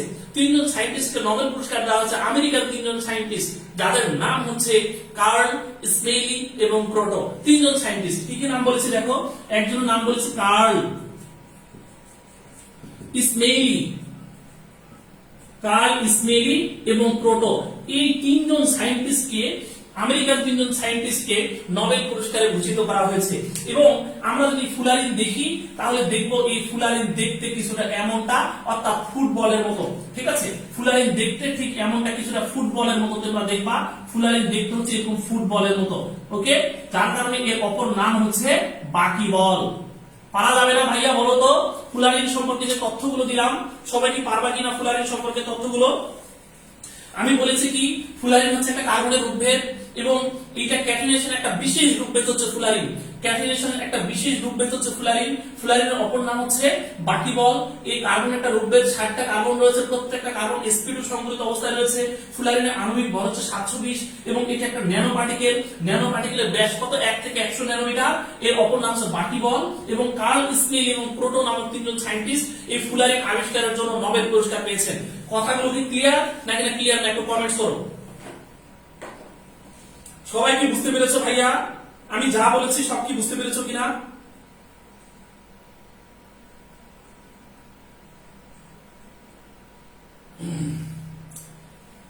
আচ্ছা যাক, আলহামদুলিল্লাহ সবাই বুঝতে পেরেছো। যাক, এবার আমি বললাম কি, জৈব যৌগ 1828 সালে জৈব যৌগ আবিষ্কার হলো, অথচ এই 200 বছরের মধ্যে জৈব যৌগের সংখ্যা এত বেশি বেড়ে গেল কেন? তাহলে এত বেশি বেড়ে যাওয়ার পিছনে প্রধান যে কারণটাকে আমি আইডেন্টিফিকেশন করেছিলাম, তার নাম কি ছিল? Catenation, catenation, catenation, catenation properties, তাই না? ক্যাটিনেশন ধর্ম। এখন আমি পরের কারণটাতে চলে যাচ্ছি, যে জৈব যৌগের সংখ্যা আরো বেড়ে যাওয়ার পিছনে আর কি কি কারণ রয়েছে। এর দ্বিতীয় কারণ, 2 নম্বর কারণ, 2 নম্বর কারণ হচ্ছে সমানতা ধর্ম। কি ধর্ম? সমানতা ধর্ম, সমানতা ধর্ম, যেটাকে আমরা বলে থাকি আইসোমারিজেশন প্রপার্টি। ঠিক আছে, আইসোমারিজেশন প্রপার্টি বা সমানতা ধর্ম। দেখো, যে সকল যৌগের আণবিক সংকেত একই কিন্তু গঠন ভিন্ন, তাদেরকে আমরা পরস্পরে বলে থাকি সমান। ঠিক আছে, এখন দেখো আমি যদি একটা যৌগ লিখি, লক্ষ্য করে দেখো তো, সি, ধরো যে এখানে আমি দিলাম হচ্ছে তোমার C2, এরপর হচ্ছে H, ধরো যে এখানে দেওয়া হলো H6। ঠিক আছে, আচ্ছা H4 দিলাম, লক্ষ্য করো যে H4 দিলাম। লক্ষ্য করো এই যৌগটা থেকে আমি কি কি যৌগ লিখতে পারবো, এখানে আমি আরেকটা যদি অক্সিজেন দিয়ে দিই, এই যৌগটাতে আমি কি কি যৌগ লিখতে পারবো? দেখো এর আণবিক সংকেতের মধ্যে আমার কার্বন রয়েছে 2টা, হাইড্রোজেন 4টা, কিন্তু অক্সিজেন 1টা। এই যৌগটা দিয়ে আমি কি এটা লিখতে পারি না? দেখো তো যে CH3CHO, তাকাই দেখো এই যৌগের মধ্যে আমাদের কার্বন রয়েছে 2টা, হাইড্রোজেন 4টা, অক্সিজেন রয়েছে 1টা। আবার দেখো এই যৌগটাকে কি আমি এইভাবে লিখতে পারি না? সেটা হচ্ছে CH2 ডাবল বন্ড CHOH। তাকাই দেখো তো এই যৌগটা, এই 2টা যৌগের ক্ষেত্রে আমরা দেখলাম যে এখানে আমাদের যে আণবিক সংকেত যত, এইখানেও আণবিক সংকেত একই, অর্থাৎ আণবিক সংকেত একই কিন্তু যৌগগুলো ভিন্ন ভিন্ন, গঠন ভিন্ন। সুতরাং সমানতার কারণে আমরা বলতে পারি জৈব যৌগের সংখ্যা অনেক বেশি বেড়ে গেছে। আমি আরো উদাহরণ দিই, দেখো আমি যদি তোমাদের এখানে আরেকটা উদাহরণ দিই যে C3H8O, লক্ষ্য করে দেখো এই যৌগটা থেকে আমি এরকম একটা যৌগ লিখতে পারবো CH3 CH2 CH2OH। তুমি তাকায় দেখো এই যৌগের মধ্যে আমাদের 3টা কার্বন রয়েছে, হাইড্রোজেন সংখ্যা রয়েছে 8টা। একই ভাবে নিচে আরেকটা যৌগ আমি লিখছি, দেখো CH3 CH2OCH3। তুমি তাকায় দেখো তো এই 2টা যৌগের আণবিক সংকেত কিন্তু একটাই, কিন্তু যৌগ দুটা কি একই? যৌগ দুটা কিন্তু একই নয়, যৌগ দুটা ভিন্ন ভিন্ন রয়েছে। এখানে আমরা পাচ্ছি হলো অ্যালকোহলিক গ্রুপ, আর এই জায়গাতে পাচ্ছি হলো ইথার গ্রুপ। আবার দেখো এই জায়গাতে আমরা পাচ্ছি হলো অ্যালডিহাইড গ্রুপ, আর এখানে হচ্ছে ইনল, অর্থাৎ অ্যালকোহল এবং অ্যালকিন একসাথে রয়েছে, ইনল পাচ্ছি। কথা কি বুঝতে পেরেছো? তাহলে সমানতার কারণে জৈব যৌগের সংখ্যা অনেক বেশি বেড়ে গেছে। তাহলে জৈব যৌগের সংখ্যা দিক থেকে কারণ আমি এখন পর্যন্ত দুটার কথা বলেছি। ফার্স্ট কথা বলেছি ক্যাটালিসন ধর্ম, সেকেন্ড কথা কি বলেছি? সেকেন্ড কথা বলেছি হলো সমানতা ধর্ম। এরপরে তৃতীয় কারণটাতে চলে যাই। তৃতীয় কারণ হচ্ছে পলিমারকরণ। ঠিক আছে, পলিমারকরণ। দেখো তৃতীয় কারণ হচ্ছে পলিমারকরণ। 3 নাম্বার কারণ, 3 নাম্বার কারণ হচ্ছে পলিমারকরণ। পলিমারকরণ, দেখো পলিমারকরণ কি? যে একাধিক যৌগ পরস্পরের সাথে মিশ্রিত একাধিক মনোমার পরস্পরের সাথে উচ্চ তাপমাত্রা ও চাপে বিক্রিয়া করে উচ্চ আণবিক ভর বিশিষ্ট যৌগ গঠন করে, এবং এই একাধিক যৌগ এইভাবে যখন উচ্চ তাপমাত্রা ও চাপে উচ্চ আণবিক ভর বিশিষ্ট যৌগ গঠন করে, তখন এই উচ্চ আণবিক ভর বিশিষ্ট যৌগগুলোকে আমরা বলে থাকি সাধারণত পলিমার। যেমন উদাহরণ দেখো, আমি যদি তোমাদেরকে বলি যে এই যৌগটা দিকে সবাই তাকায় দেখো CH2 ডাবল বন্ড CH2, তাই না? এই যৌগটার নাম হচ্ছে ইথিলিন। তো এটা এন সংখ্যক এবং এই এন এর ভ্যালু কিন্তু অনেক হতে পারে, প্রায় 1200 কাছাকাছি হতে পারে। তো এইটা যদি আমাদের পলিমারকরণ বিক্রিয়া পার্টিসিপেট করে, পলিমারকরণ বিক্রিয়া পার্টিসিপেট করে, তাহলে এখান থেকে আমরা একটা নতুন যৌগ পেতে পারি। সেটা কি? সেটা হচ্ছে CH, এখানে একটা বন্ধন CH2 বন্ড CH2, এরকম বন্ড আমরা এর কার্বনের 4টা, মানে এখানে আরেকটা বন্ধন হয়ে যাবে, তাই কিনা? লক্ষ্য করে দেখো কার্বনের কিন্তু অলরেডি 4টা বন্ড হয়ে গেছে, এবং এইখানে আমরা N দিয়ে দিব, এবং এই যৌগটার নাম হচ্ছে পলিথিন। কি নাম? পলিথিন। এই যে পলিথিন, যেখানে N এর ভ্যালু অনেক বেশি, প্রায় 1200 কাছাকাছি। তাহলে লক্ষ্য করে দেখো যে এখানে আমি জাস্ট ইথিন থেকে একটা নতুন যৌগ পাচ্ছি, যে যৌগটার নাম হচ্ছে পলিথিন। তাহলে ইথিন একটা যৌগ আর পলিথিন আরেকটা যৌগ, তাহলে নিশ্চয়ই আমি ভিন্ন যৌগ পাচ্ছি, একই মানে একটা যৌগ থেকে আরেকটা যৌগ আমি তৈরি করতে পারছি। অর্থাৎ এই প্রসেসটার নাম কি? পলিমারকরণ। এই পলিমারকরণ বিক্রিয়ার কারণে জৈব যৌগের সংখ্যা অনেক বেশি বেড়ে গেছে। তাহলে জৈব যৌগের সংখ্যা দিকে কয়টা কারণের কথা বলেছি এখন পর্যন্ত? 3টা কারণের কথা বলেছি। কি কি বলেছি? ফার্স্ট বলেছি ক্যাটালিসন ধর্ম, সেকেন্ড বলেছি কি, এরপরে সেকেন্ডটা কি বললাম তোমাদের কিছুক্ষণ আগে, সেটা হচ্ছে সমান্তর ধর্ম।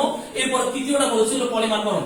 এরপরে চতুর্থ কারণ দেখো, চতুর্থ কারণ, এই চতুর্থ কারণটা একটু খুব বুঝতে হবে ভালো করে। এই চতুর্থ কারণটা হচ্ছে কার্বনের তড়িৎ ঋণাত্মকতা। কার্বনের তড়িৎ ঋণাত্মকতা।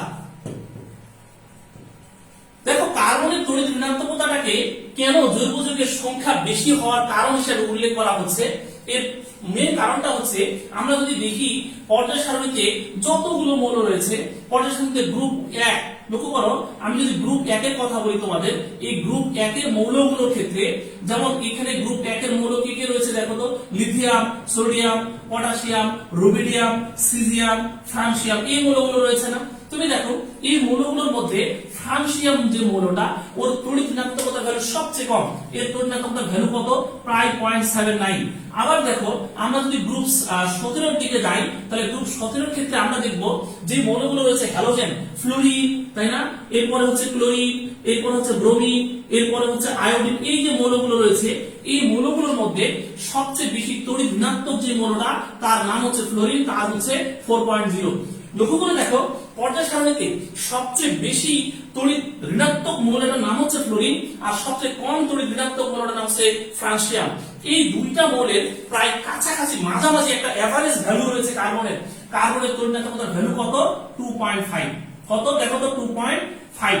তাহলে বুঝতে পারছো যে এমন একটা তড়িৎ ঋণাত্মকতা যেটা অনেকগুলো অ্যাটমের সাথে বন্ধন তৈরি করার ক্ষমতা থাকে, অর্থাৎ খুব সুইটেবল একটা তড়িৎ ঋণাত্মকতা। এবং এই সবচেয়ে কম তড়িৎ ঋণাত্মক মৌল এবং সবচেয়ে বেশি তড়িৎ ঋণাত্মক মৌল, এই দুইটা মৌলের প্রায় কাছাকাছি অর্থাৎ এভারেজ ভ্যালু, যার কারণে বলা যায় যে পর্যায় সারণীর যতগুলো মৌল রয়েছে সবগুলো মৌলের সাথেই কিন্তু এই কার্বন বন্ধন তৈরি করতে পারে, যার কারণে এর সংখ্যা খুব দ্রুতই বেড়ে যাচ্ছে। সেই জন্য আমরা কার্বনের তড়িৎ ঋণাত্মকতাটাকেই জৈব যৌগের সংখ্যা দিকের কারণ হিসাবে উল্লেখ করছি। কথা কি ক্লিয়ার? সবাই কি বুঝতে পেরেছো আমার কথা? কি বুঝতে পেরেছো কিনা বলো? তাহলে আমি বলেছি কি জৈব যৌগের সংখ্যা দিকের কারণ হচ্ছে 4টা। ফার্স্ট কারণ বলেছি ক্যাটাইনেশন ধর্ম, সেকেন্ড কারণ বলেছি হলো সমতা ধর্ম, থার্ড কারণ বলেছি হলো পলিমারকরণ, চতুর্থ কারণ এবং ফোর্থ কারণটা বলেছে কার্বনের তড়িৎ ঋণাত্মকতা। সবাই কি বুঝতে পেরেছো? আমার মনে হয় সবাই বুঝতে পেরেছো। আমি আরেকটা টপিক সেখানে আলোচনা করে বিগত বছরের প্রশ্ন একটু তোমাদেরকে দেখাবো। ওকে, এবার আমি চলে যাচ্ছি জৈব যৌগের শ্রেণীবিন্যাস। জৈব যৌগের শ্রেণীবিন্যাস,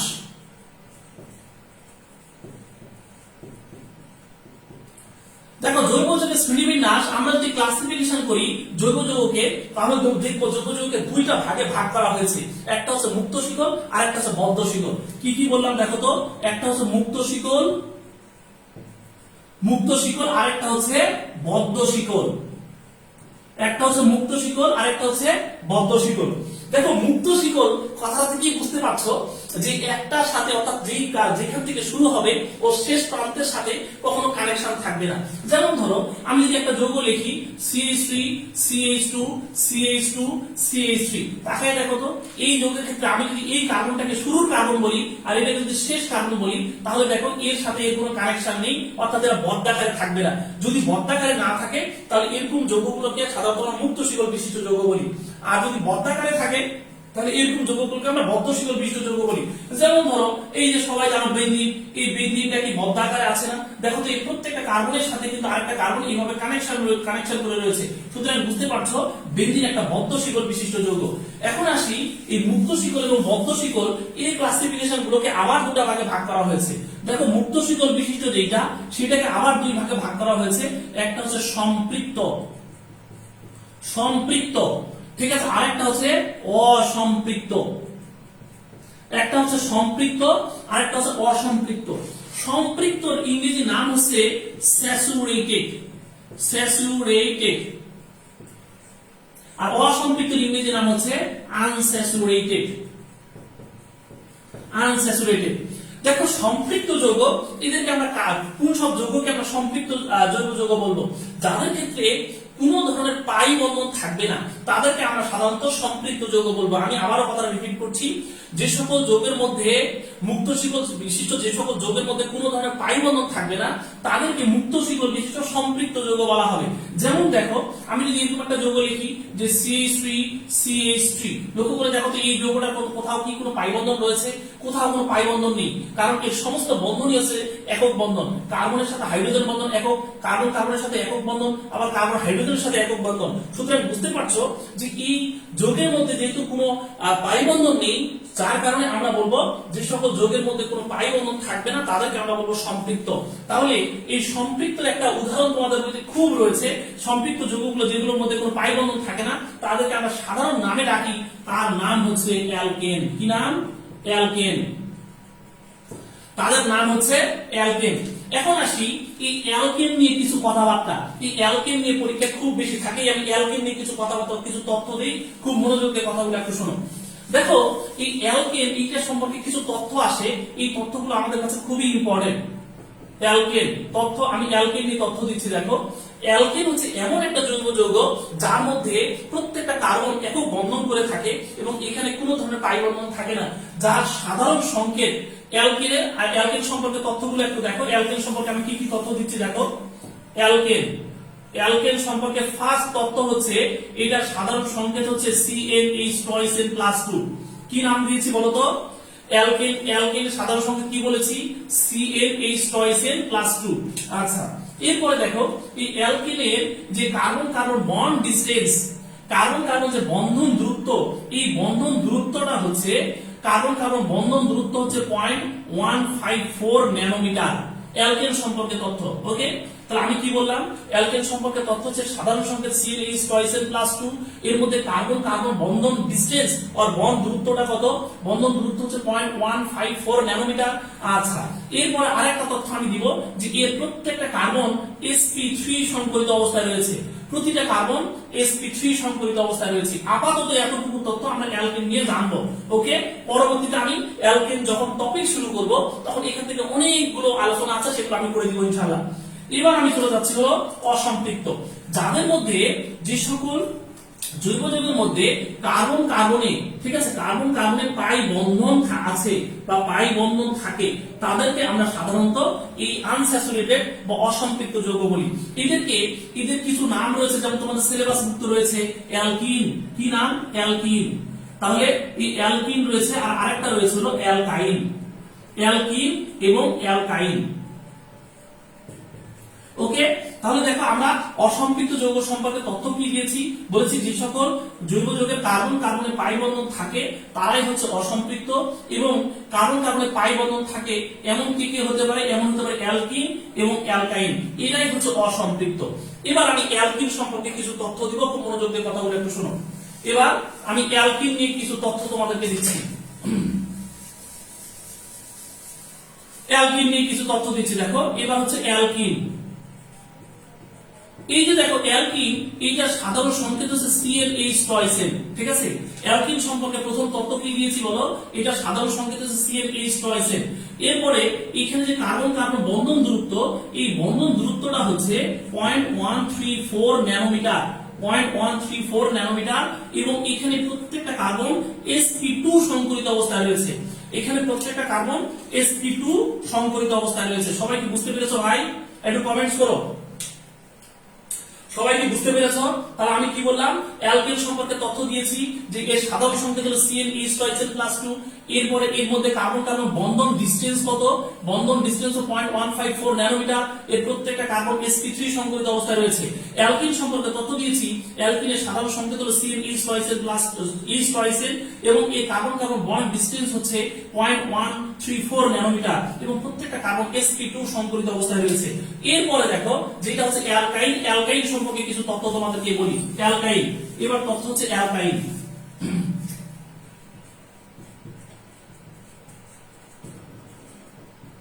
অ্যালকাইন সম্পর্কে ফার্স্ট তথ্য হচ্ছে এই অ্যালকাইনের সাধারণ সংকেত হচ্ছে CnH2n-2, CnH2n-2, এবং এই অ্যালকাইনের যে কার্বন কার্বন বন্ড ডিসটেন্স, এই বন্ড ডিসটেন্সটা হচ্ছে 0.120 ন্যানোমিটার, 0.120 ন্যানোমিটার, এবং অ্যালকাইনের মধ্যে এই প্রত্যেকটা কার্বন sp সংকলিত অবস্থায় রয়েছে। এবার আমি এই অ্যালকেন অ্যালকিন অ্যালকাইন একটা যৌগ থেকে দেখে কিভাবে চিনবো সেটা হচ্ছে অ্যালকেন, একটা যৌগ দেখে কিভাবে চিনবো সেটা হচ্ছে অ্যালকিন, দেখে কিভাবে চিনবো সেটা হচ্ছে অ্যালকেন। এই বিষয়টাতে এবার চলে যাচ্ছি, একটু সবাই মনোযোগ দিয়ে কথাগুলো একটু শোনো। এখন দেখো আমাদের অ্যালকেনের সাধারণ সংকেত কি ভাই, আমরা সবাই জানি CnH2n+2, এইটা হচ্ছে আমাদের অ্যালকেনের সাধারণ সংকেত। তাহলে আমি যদি দুটা কার্বন দিয়ে শুরু করি তাহলে আমাকে কি বলতে হবে বলতো, C2, আমি n কে ডাবল করব, ডাবল করার পরে তারপর আবার 2 যোগ করব, তাহলে 2 দুগুণ 4, 4 এর সাথে আরো 2 যোগ করলে হবে 6। কথা কি বুঝতে পেরেছো? অর্থাৎ তখন তার নাম হয়ে যাবে ইথেন। এবার দেখো যদি C3 হয় তাহলে কত হবে বলতো, H8 হয়ে যাবে, কারণ 3 দুগুণ 6, 6 এর সাথে আরো 2 যোগ করব। এরপরে দেখো যদি আমার C4 হয় তাহলে আমি H কত দিব, জাস্ট ডাবল করে 2 যোগ করব, তাই তো করা হয়েছে। দেখো যে n এর যে ভ্যালু, n এর ভ্যালুকে ডাবল করা হয়েছে, তার সাথে আরো 2 যোগ করা হয়েছে, সুতরাং আমি এখানে দিব C4H10, তাই কি না? এইভাবে চলতে থাকবে, ওকে। আচ্ছা, এরপর দেখো আমি যদি এরকমটা বলি সেটা হচ্ছে C5 যদি বলি তাহলে নিশ্চয়ই আমাকে ডাবল করতে হবে, তাহলে ডাবল করলে কত হবে, 10, 10 এর সাথে আরো 2 যোগ করতে হলে 12 হয়ে যাবে। এইভাবে আমরা অ্যালকিন গুলোকে চিনবো। আচ্ছা, এবার আমি চলে যাচ্ছি হলো অ্যালকিন গুলোকে কিভাবে চিনা যাবে, অর্থাৎ CnH2n, এইটা দিয়ে আমরা কিভাবে এই সংকেত গুলোকে চিনবো। যেমন দেখো যদি এখানে বলা হচ্ছে কি n এর যে ভ্যালুটা, তার হাইড্রোজেনের ভ্যালুটা তার ডাবল করে ফেলতে হবে, তাহলে আমরা কি লিখবো, যদি C3 হয় তাহলে বুঝতে পারছো জাস্ট ডাবল করতে হবে 6 হয়ে যাবে। এরপর যদি আমি C4 বলি তাহলে জাস্ট ডাবল হয়ে যাবে, যদি আমি C8 বলি তাহলে জাস্ট ডাবল হয়ে যাবে। কথা কি বুঝতে পেরেছো? অর্থাৎ এর প্রত্যেকটা যৌগের মধ্যেই আমাদের কার্বন কার্বন দ্বিবন্ধন রয়েছে, মুক্ত শিকল বিশিষ্ট কার্বন কার্বন দ্বিবন্ধন রয়েছে, এবং এর প্রত্যেকটা কার্বনই হচ্ছে এই জায়গাতে হচ্ছে আমাদের প্রত্যেকটা কার্বন, মানে এই জায়গাতে কার্বন গুলো sp সংকরিত অবস্থায় রয়েছে, মানে এখানে আমাদের sp2 সংকরিত কার্বন রয়েছে এই জায়গাতে। ওকে, এবার আমরা চলে যাচ্ছি হলো অ্যালকাইন। অ্যালকাইন গুলো আমরা কিভাবে একটা যৌগ দেখে কিভাবে চিনবো সেটা অ্যালকাইন কিনা। যেমন দেখো, আমি যদি অ্যালকাইনের সাধারণ সংকেত বলি তাহলে আমরা সবাই জানি CnH টয়েস এর -2, তাহলে এইটা অনুযায়ী আমি কি করব, জাস্ট এর ভ্যালুটাকে ডাবল করব, ডাবল করে 2 মাইনাস করব। তাহলে যদি আমার C2 হয় তাহলে আমি ডাবল করলে কত হয় বলো তো? C2 অর্থাৎ 2 এর ডাবল হচ্ছে আমাদের 4, তাহলে আমি সেখান থেকে আরো 2 মাইনাস করব, তাহলে কত হবে? 2 হবে। আচ্ছা, আবার দেখো, যদি আমি C4 বলি তাহলে H কত বলবো? তাহলে H8 থেকে আরো 2 বিয়োগ দিব, তাহলে 6 হয়ে যাবে। যদি আমি C5 বলি তাহলে C5 এর ডাবল করব, ডাবল করলে আমাদের কি হবে বলতো? ডাবল করলে হয়ে যাবে হচ্ছে 10, 10 থেকে আমার 2 বিয়োগ করতে অর্থাৎ 8 হয়ে যাবে। এইভাবে আমরা অ্যালকাইন গুলোকে চিনতে পারবো। বলো তো চিনতে পারবা কিনা? আমি যেমন তোমাদের যদি এখন একটা প্রশ্ন দেই, এই প্রশ্নটা সঠিক উত্তর দিতে পারবা কিনা? আমি একটা প্রশ্ন তোমাদেরকে দিলাম, ধরো তোমাদেরকে এখানে A নাম্বার অপশনে বললাম C4H10, বি নাম্বার অপশনে তোমাদেরকে দিলাম হচ্ছে C ধরো যে 5H10 দিলাম। এরপর সি নাম্বার অপশনে আমি তোমাদেরকে দিলাম C6H10, এবং ডি নাম্বার অপশনে তোমাদেরকে দেওয়া হলো C3H8। প্রশ্ন করলাম নিচের কোন যৌগটিতে কার্বন কার্বন ট্রিপল বন্ধন রয়েছে বা ত্রিবন্ধন রয়েছে? বলতে পারো নিচের কোন যৌগটিতে কার্বন কার্বন ত্রিবন্ধন রয়েছে? ভাই বলো তো, ত্রিবন্ধন রয়েছে কোন যৌগটিতে? একটু বলতে পারবে? এই প্রশ্নটা সঠিক উত্তর দেওয়া যেতে পারে, একটু কমেন্টস করো দেখি। আমি প্রশ্ন করেছি নিচের কোন যৌগটিতে কার্বন কার্বন ত্রিবন্ধন রয়েছে, দেখি এটা সঠিক উত্তর আমরা কি দিব। যাক, মাশাআল্লাহ, সবাই পারতেছো যে এটা অ্যালকাইন হবে। তাহলে অ্যালকাইনের সাধারণ সংকেত কি? CnH টয়েস এর -2, তাহলে আমি 6 গুণ 12, 12 থেকে 2 বিয়োগ করব, তখন হয়ে যাবে 10। পারবা? এই টাইপের প্রশ্ন আসলে কি পারবা? ভাই কমেন্টস করো তো, একটু দ্রুত কমেন্টস এর মাধ্যমে জানাও এই টাইপের প্রশ্ন আসলে পারবা কিনা। এরকম প্রশ্ন কিন্তু বহুবার বিগত বছরে আসছে, আমি একটু পরেই তোমাদেরকে দেখাবো। যেমন এই দিকটা তাকাই দেখো, এই প্রশ্নগুলো পারবা? একটু কমেন্টস করো তো। আমি একটা প্রশ্ন দেখাইছি অলরেডি, এই স্ক্রিনে একটা প্রশ্ন দেখা যাচ্ছে, এই প্রশ্নটা সঠিক উত্তর কি? একটু কমেন্টস করো সবাই। স্ক্রিনে অলরেডি একটা প্রশ্ন দেখাইছি তোমাদের, এই প্রশ্নটা সঠিক উত্তর কি? একটু কমেন্টস করো।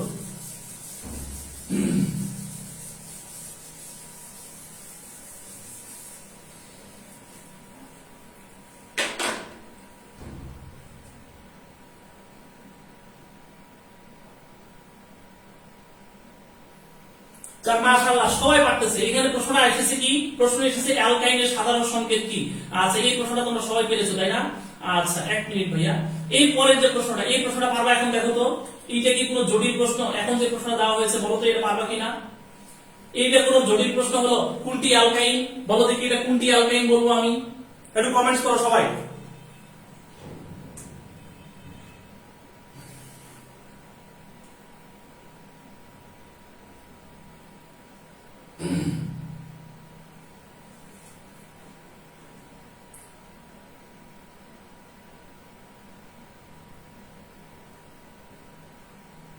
যাক, মাশাআল্লাহ, সবাই পারতেছো। আমি আরো দুই একটা প্রশ্ন তোমাদেরকে একটু দেখাবো, দেখি তোমরা পারো কিনা।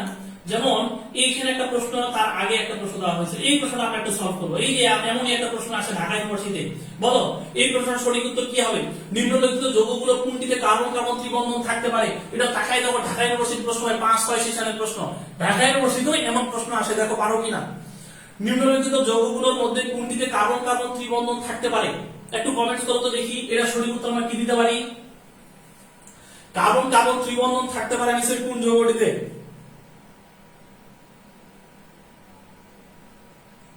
মাশাআল্লাহ, একজনও তো ভুল উত্তর দিচ্ছে না ভাই, সবাই কারেক্ট উত্তর দিতে পারছো। যাক, আলহামদুলিল্লাহ। যাক, আমার পড়ানো মনে হয় সার্থক হচ্ছে, এবং আমি যখন এই কোর্সটা শেষ করব কিচ্ছু লাগবে না, শুধু আল্লাহর কাছে একটা হাত তুলে দোয়া করবা যে আল্লাহ ভাইয়াকে দীর্ঘায়ু মানে আয়ু বৃদ্ধি করে দাও, আল্লাহ ভাইয়া যেন সবসময় সুস্থ থাকে, তাহলেই হবে। আমি তোমাদের কাছে কিছু চাইনি, শুধুমাত্র এই 10টা লেকচার একদম ফ্রি তোমরা পাচ্ছ, লাইভ ক্লাস শুধু করবা আর একটু কাইন্ডলি গ্রুপে নোট শেয়ার দিবা, এইটাই কিন্তু চেয়েছি, এর চেয়ে বেশি কিছু কিন্তু তোমাদের কাছ থেকে চাইনি আমি। ওকে, এর পরের প্রশ্ন এটা বলো, অ্যালকেনের সাধারণ সংকেত কি? অ্যালকেনের সাধারণ সংকেত কি? এই প্রশ্নের সঠিক উত্তর কি দিব?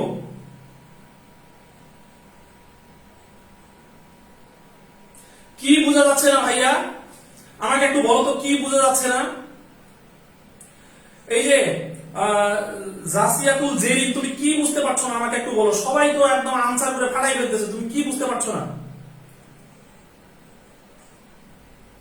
সবাই তো অনেক বেশি আনসার করতেছে, আনসার করে ফাটাই ফেলতেছে। ভাইয়া তুমি কি বুঝতে পারছো না আমাকে বলো, যে এটা আমি বুঝতে পারছি না, সেটা নিয়ে আমি কথা বলতে পারি। আসলে সবগুলো আনসার বলাটা খুব টাফ হয়ে যাচ্ছে, প্লাস মাইনাস বুঝা যায় না মানে। আচ্ছা, এরপর এই প্রশ্নটা পারা যাবে। দেখো তো, সম্পৃক্ত হাইড্রোকার্বনের সাধারণ সংকেত কি? এখন যে প্রশ্নটা দিয়েছি, সম্পৃক্ত হাইড্রোকার্বনের সাধারণ সংকেত কি, এটা কমেন্টস করে দেখি। সম্পৃক্ত অসম্পৃক্ত এটা নিয়ে তো আমি অলরেডি কথাই বলেছি তোমাদের তো কিছু কথাই বললাম যে সম্পৃক্ত কোনগুলো, অসম্পৃক্ত কোনগুলো।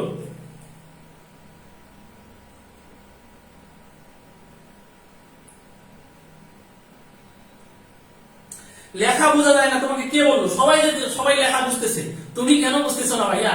আমার এখানে তো নেট সব ঠিক আছে। আমি আরেকটু তোমাদেরকে ক্লিয়ার করি, যারা আমার ক্লাসটা হয়তো বা অনেকেই ঝাপসা দেখছো বা কোনো সমস্যা হচ্ছে, সেটা হচ্ছে তাদের ওখানে প্রবলেম। আমার এখানে কোনো সমস্যা নেই, কারণ আমি কিন্তু নিজেও ক্লাসটা দেখছি। এই যে তাকাই দেখো, আমি কিন্তু নিজেও আমার ক্লাসটা কিন্তু আমি দেখছি। সুতরাং যদি কোনো প্রবলেম হয় তাহলে কিন্তু আমি নিজেই বুঝতে পারবো যে আসলে আর এখানে কোনো সমস্যা হচ্ছে কিনা। তোমাদের ওখানে ঝামেলাটা হচ্ছে, যার কারণে হয়তো তোমরা অনেকেই দেখতে পাচ্ছ না। ওকে ওকে, থ্যাংক ইউ। আচ্ছা, এরপর আরো একটা প্রশ্ন দেখো, এই যে প্রশ্নটা দিকে তাকাও।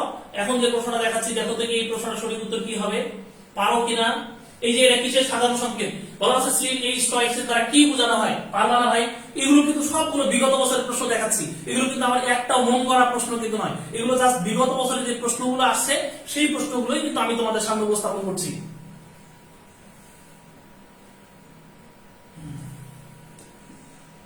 যাক, মাশাআল্লাহ, এটাও পারছে সবাই।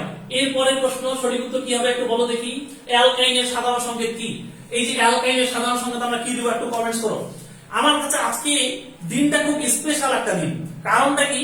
আমার কাছে মনে হয় যে আমি পেইড ব্যাচে যত ক্লাস নিয়ে যতটা মজা না পাচ্ছি, আজকে আমি ফ্রি গ্রুপে ক্লাস নিয়ে ততটা মজা পাচ্ছি। কারণ আজকের ক্লাসের শুরু থেকে শেষ পর্যন্তই আমাদের ক্লাসগুলোতে 120 এর নিচে কোনো স্টুডেন্ট কিন্তু নেই। সবাই মিনিমাম 120 জন কিন্তু আছে। এই যে দেখো, এখন 124, 125, 130, ঠিক আছে, এমন স্টুডেন্ট কিন্তু অলরেডি 1 ঘন্টা ক্লাস নেওয়া কিন্তু আমাদের হয়ে গেছে। এই 1 ঘন্টা ক্লাসের মধ্যে কিন্তু কেউ চলে যায় নাই, সবাই কিন্তু ক্লাসে তোমরা আছো, সবাইকে অনেক ধন্যবাদ। আচ্ছা, এর পরের প্রশ্নটা সঠিক উত্তর কি দিব বলো। এখন যে প্রশ্নটা দেওয়া হয়েছে এই প্রশ্নটা সঠিক উত্তর কি দিব?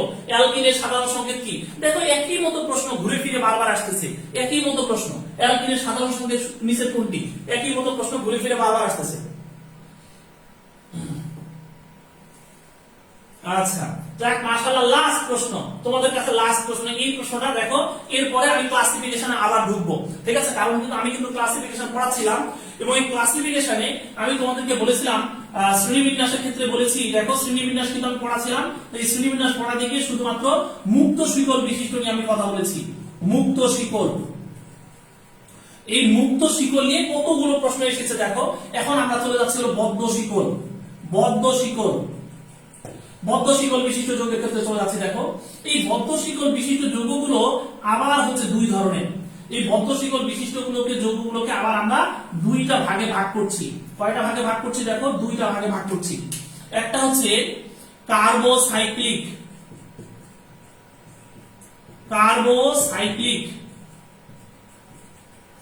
এরপরে আরেকটা হচ্ছে হেটারোসাইক্লিক।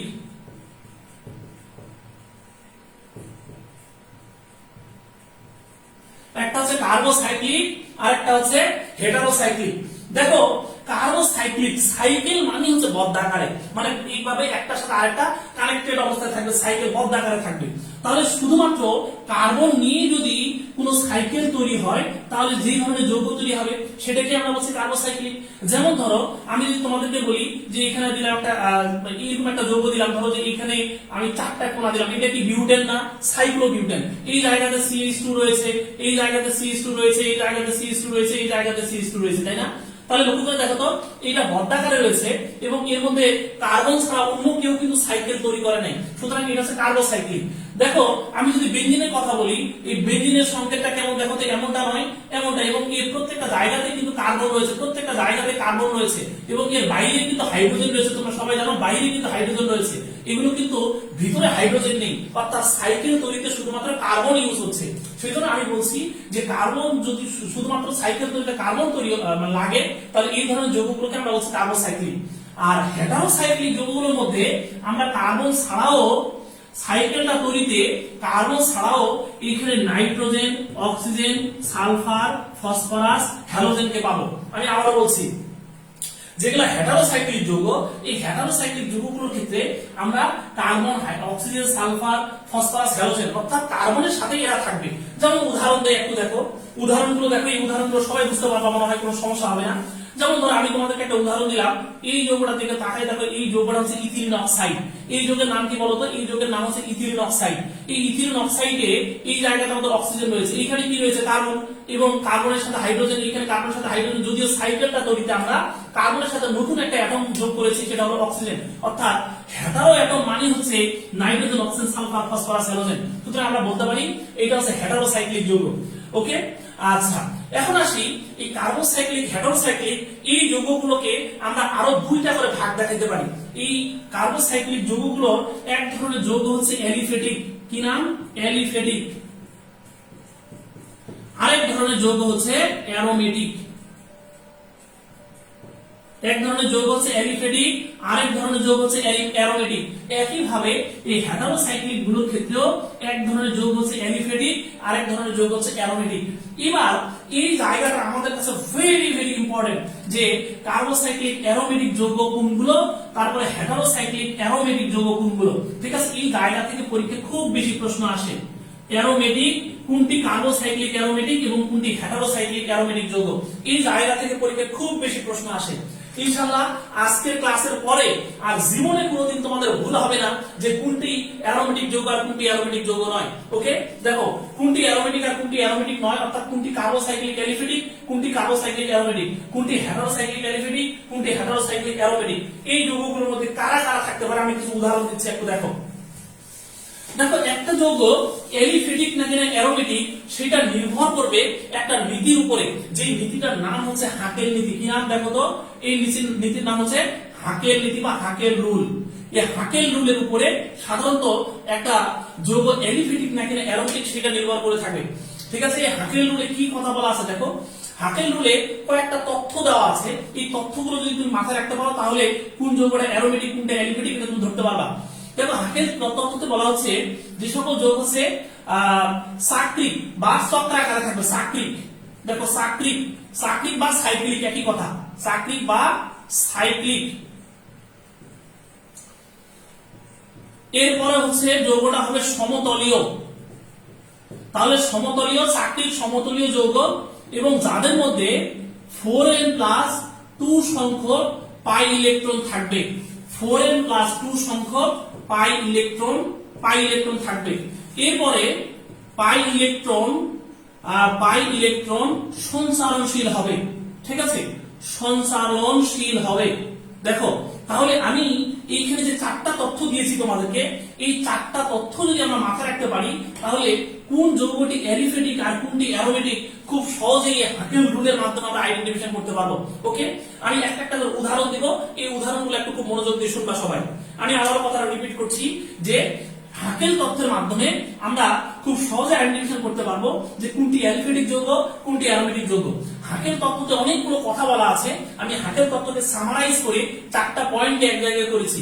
অর্থাৎ যৌগটা সাকৃক বা সাইক্লিক হতে হবে, সমতলীয় হতে হবে, 4n+2 সংখ্যক পাই ইলেকট্রন থাকতে হবে, যেখানে n এর ভ্যালু হবে, যেখানে n ইকুয়াল হবে 0 1 2 3 4 এরকম পূর্ণ সংখ্যা হবে, যেখানে n ইকুয়াল পূর্ণ সংখ্যা হবে। তাহলে লক্ষ্য করে দেখো আমি চতুর্থ যে পয়েন্টটার কথা বলেছি সেই পয়েন্টটা হচ্ছে পাই ইলেকট্রন সঞ্চালনশীল হবে। তাহলে এই চারটা পয়েন্ট আমরা একটা যৌগের ক্ষেত্রে মিলাই দেখবো যে আসলে কোন যৌগটা অ্যারোমেটিক আর কোনটা অ্যারোমেটিক নয়। আমি একটা উদাহরণে যাচ্ছি। দেখো, আমি প্রথমেই যে উদাহরণটা নিব তোমাদের কাছে খুব পরিচিত একটা যৌগ যার নাম হচ্ছে বেনজিন। আমি বেনজিনের ক্ষেত্রে একটা করে চলে যাচ্ছি। দেখো দেখো বেনজিন, এই যৌগটার নাম কি ভাইয়া বলো তো? সবাই জানে আমরা এই যৌগটার নাম হচ্ছে বেনজিন, তাই না? এই যৌগের নাম হচ্ছে বেনজিন। আমি এক এক করে এবার মিলাবো এই যৌগটাকে আসলে অ্যারোমেটিক কিনা। এটা তো নিশ্চয়ই আমাদের কার্বোসাইক্লিক যৌগ, এখানে কোনো হেটারো অ্যাটম নেই, যার কারণে এই যৌগটাকে আমরা কার্বোসাইক্লিক অ্যারোমেটিক বলবো কিনা আমরা এই চারটা টেস্ট করবো। একটু দেখো, ফার্স্ট টেস্ট, এটা কি সাকরিক কিনা? অবশ্যই সাকরিক, অর্থাৎ প্রথম পরীক্ষায় সে উত্তীর্ণ হয়ে গেছে। দেখো, আমি প্রথম কথা বলেছি কি যৌগটা কি সাকরিক কিনা সাইক্লিক কিনা, তাহলে বুঝতে পারছো এই যৌগটা সাইক্লিক। প্রথম পরীক্ষা অর্থাৎ প্রথম ক্রাইটেরিয়া তার মধ্যে আছে। সেকেন্ড ক্রাইটেরিয়া দেখো, সেকেন্ড ক্রাইটেরিয়া হচ্ছে যৌগটা কি সমতলীয় কিনা। এখন এই বিষয়টা অনেকেই ভাবতেছে যে ভাইয়া এটা তো দেখে বোঝা যাচ্ছে না। দেখো তো এই যৌগটাকে আমি একটা হোয়াইট বোর্ডের মধ্যে ফেলতে পারছি না, এটা কি ফুটবলের মতো দেখতে, এটা কি ফুলারিনের মতো? এটা কিন্তু ফুলারিনের মতো না। আমি যখন দেখেছিলাম এই যে এরকমটা ফুলারিন ছিল, দেখো এটা ছিল ফুলারিন, এটা কি কখনোই কিন্তু আমরা একটা হোয়াইট বোর্ডের মধ্যে ফেলতে পারবো না। সুতরাং এই যৌগটা কিন্তু সমতলীয় নয়, কিন্তু বেনজিন যৌগটাকে একটা প্লেনের মধ্যে ফেলানো যাচ্ছে, সুতরাং বুঝতে হবে এইটা হচ্ছে সমতলীয় যৌগ। তাহলে দ্বিতীয় পরীক্ষাও সে পাস হয়ে গেছে, অর্থাৎ দ্বিতীয় ক্রাইটেরিয়া তাদের মধ্যে রয়েছে। এবার আমি পরের তথ্যটা সম্পর্কে দিচ্ছি। দেখো যে এই যৌগটার মধ্যে 4n+2 সংখ্যক পাই ইলেকট্রন আছে কিনা এবং এদের n এর ভ্যালু কি এরকম পূর্ণ সংখ্যা কিনা, 1 2 3 4 এমন কোনো পূর্ণ সংখ্যার ভিতরে আছে কিনা। লক্ষ্য করে দেখো, খুব মনোযোগ দিবা, কারণ এই দুইটা ক্রাইটেরিয়া কিন্তু অনেকের বুঝতে ভুল হয়। তাকাই দেখো তো, এই জায়গাতে আমাদের পাই বন্ধন রয়েছে কয়টা? 3টা পাই বন্ধন রয়েছে। আমাদের পাই বন্ধন কয়টা দেখো তো? পাই বন্ধন হচ্ছে 3টা, তাই না? কিন্তু পাই ইলেকট্রন কয়টা ভাইয়া? পাই ইলেকট্রন কয়টা বলো তো? 3 × 2 = 6, নিশ্চয়ই 6টা। কারণটা হচ্ছে এইটা যদি আমাদের একটা পাই বন্ধন হয় তাহলে এই পাই বন্ধনের মধ্যে আমাদের দুটা ইলেকট্রন রয়েছে। এইটা যদি পাই বন্ধন হয়, এই পাই বন্ধনের মধ্যে আমাদের দুটা ইলেকট্রন রয়েছে। এরপরে এইটা যদি পাই বন্ধন হয় তাহলে নিশ্চয়ই পাই বন্ধনের মধ্যে দুটা ইলেকট্রন রয়েছে। তাহলে আমরা বলতে পারি পাই বন্ধনের সংখ্যা হচ্ছে 3টা আর পাই ইলেকট্রনের সংখ্যা হচ্ছে 6টা। তাহলে লক্ষ্য করে দেখো তো, আমরা এখানে বললাম যে n এর ভ্যালু বের করব, তাহলে এখানে পাই ইলেকট্রন কয়টা পাচ্ছি? 6টা পাচ্ছি। সেইজন্য আমরা যে কাজটা এখন করব সেখানে হচ্ছে এই 4n+2, এই 4n+2 এর মানটা আমরা 6 ইলেকট্রন ধরবো, অর্থাৎ 4n+2 পাই = 6 পাই। ক্লিয়ার? সবাইকে ক্লিয়ার? বুঝতে পেরেছো কিনা? এখানে কয়টা ইলেকট্রন রয়েছে? 6টা পাই ইলেকট্রন রয়েছে, যার কারণে আমরা 4n+2 পাই = 6 পাই ধরবো। এখন লক্ষ্য করে দেখো তো, এখানে তো আমার পাই আর পাই কেটে যাচ্ছে, বাকি থাকছে কি?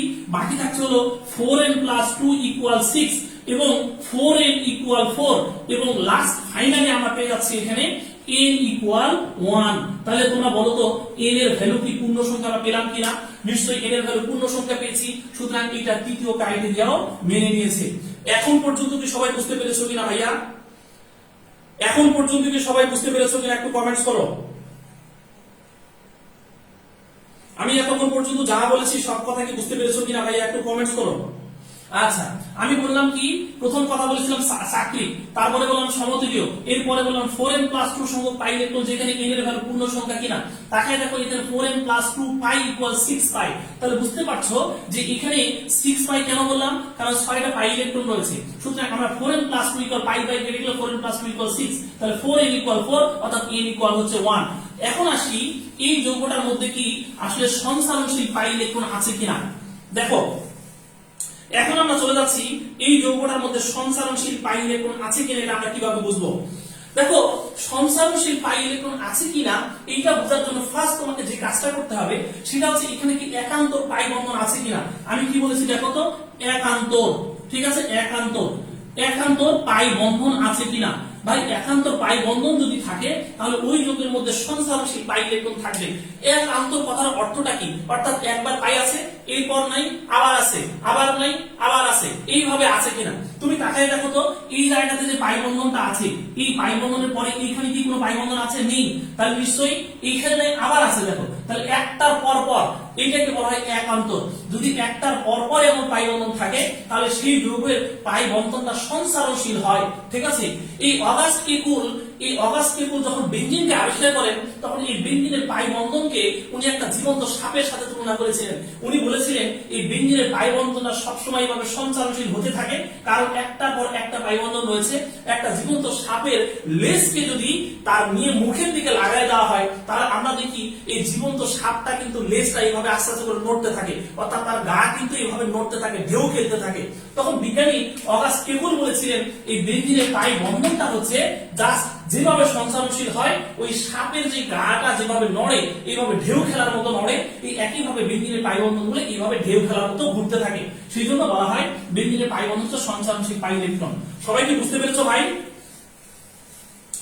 এই সবাইকে ক্লিয়ার? তাহলে এই যৌগটা যে অ্যারোমেটিক সেটা নিয়ে কারো কোনো সন্দেহ আছে?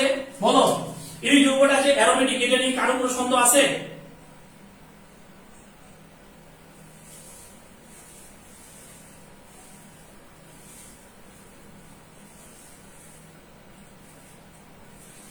এই তোমাদেরকে একটা কথা ওয়ার্নিং দিয়ে রাখি, ক্লাসের মধ্যে ক্লাস ছাড়া ক্লাসের মধ্যে এই আমাদের এই যে কথাগুলো বলছি কেমিস্ট্রি ছাড়া অন্য কোনো কথাবার্তা বলবে না। আর যদি অন্য কোনো কথাবার্তা বলো নিমিষে ব্লক খেয়ে যাবা। ওকে, আমি একদম ক্লিয়ার কাট বলি কথাগুলো।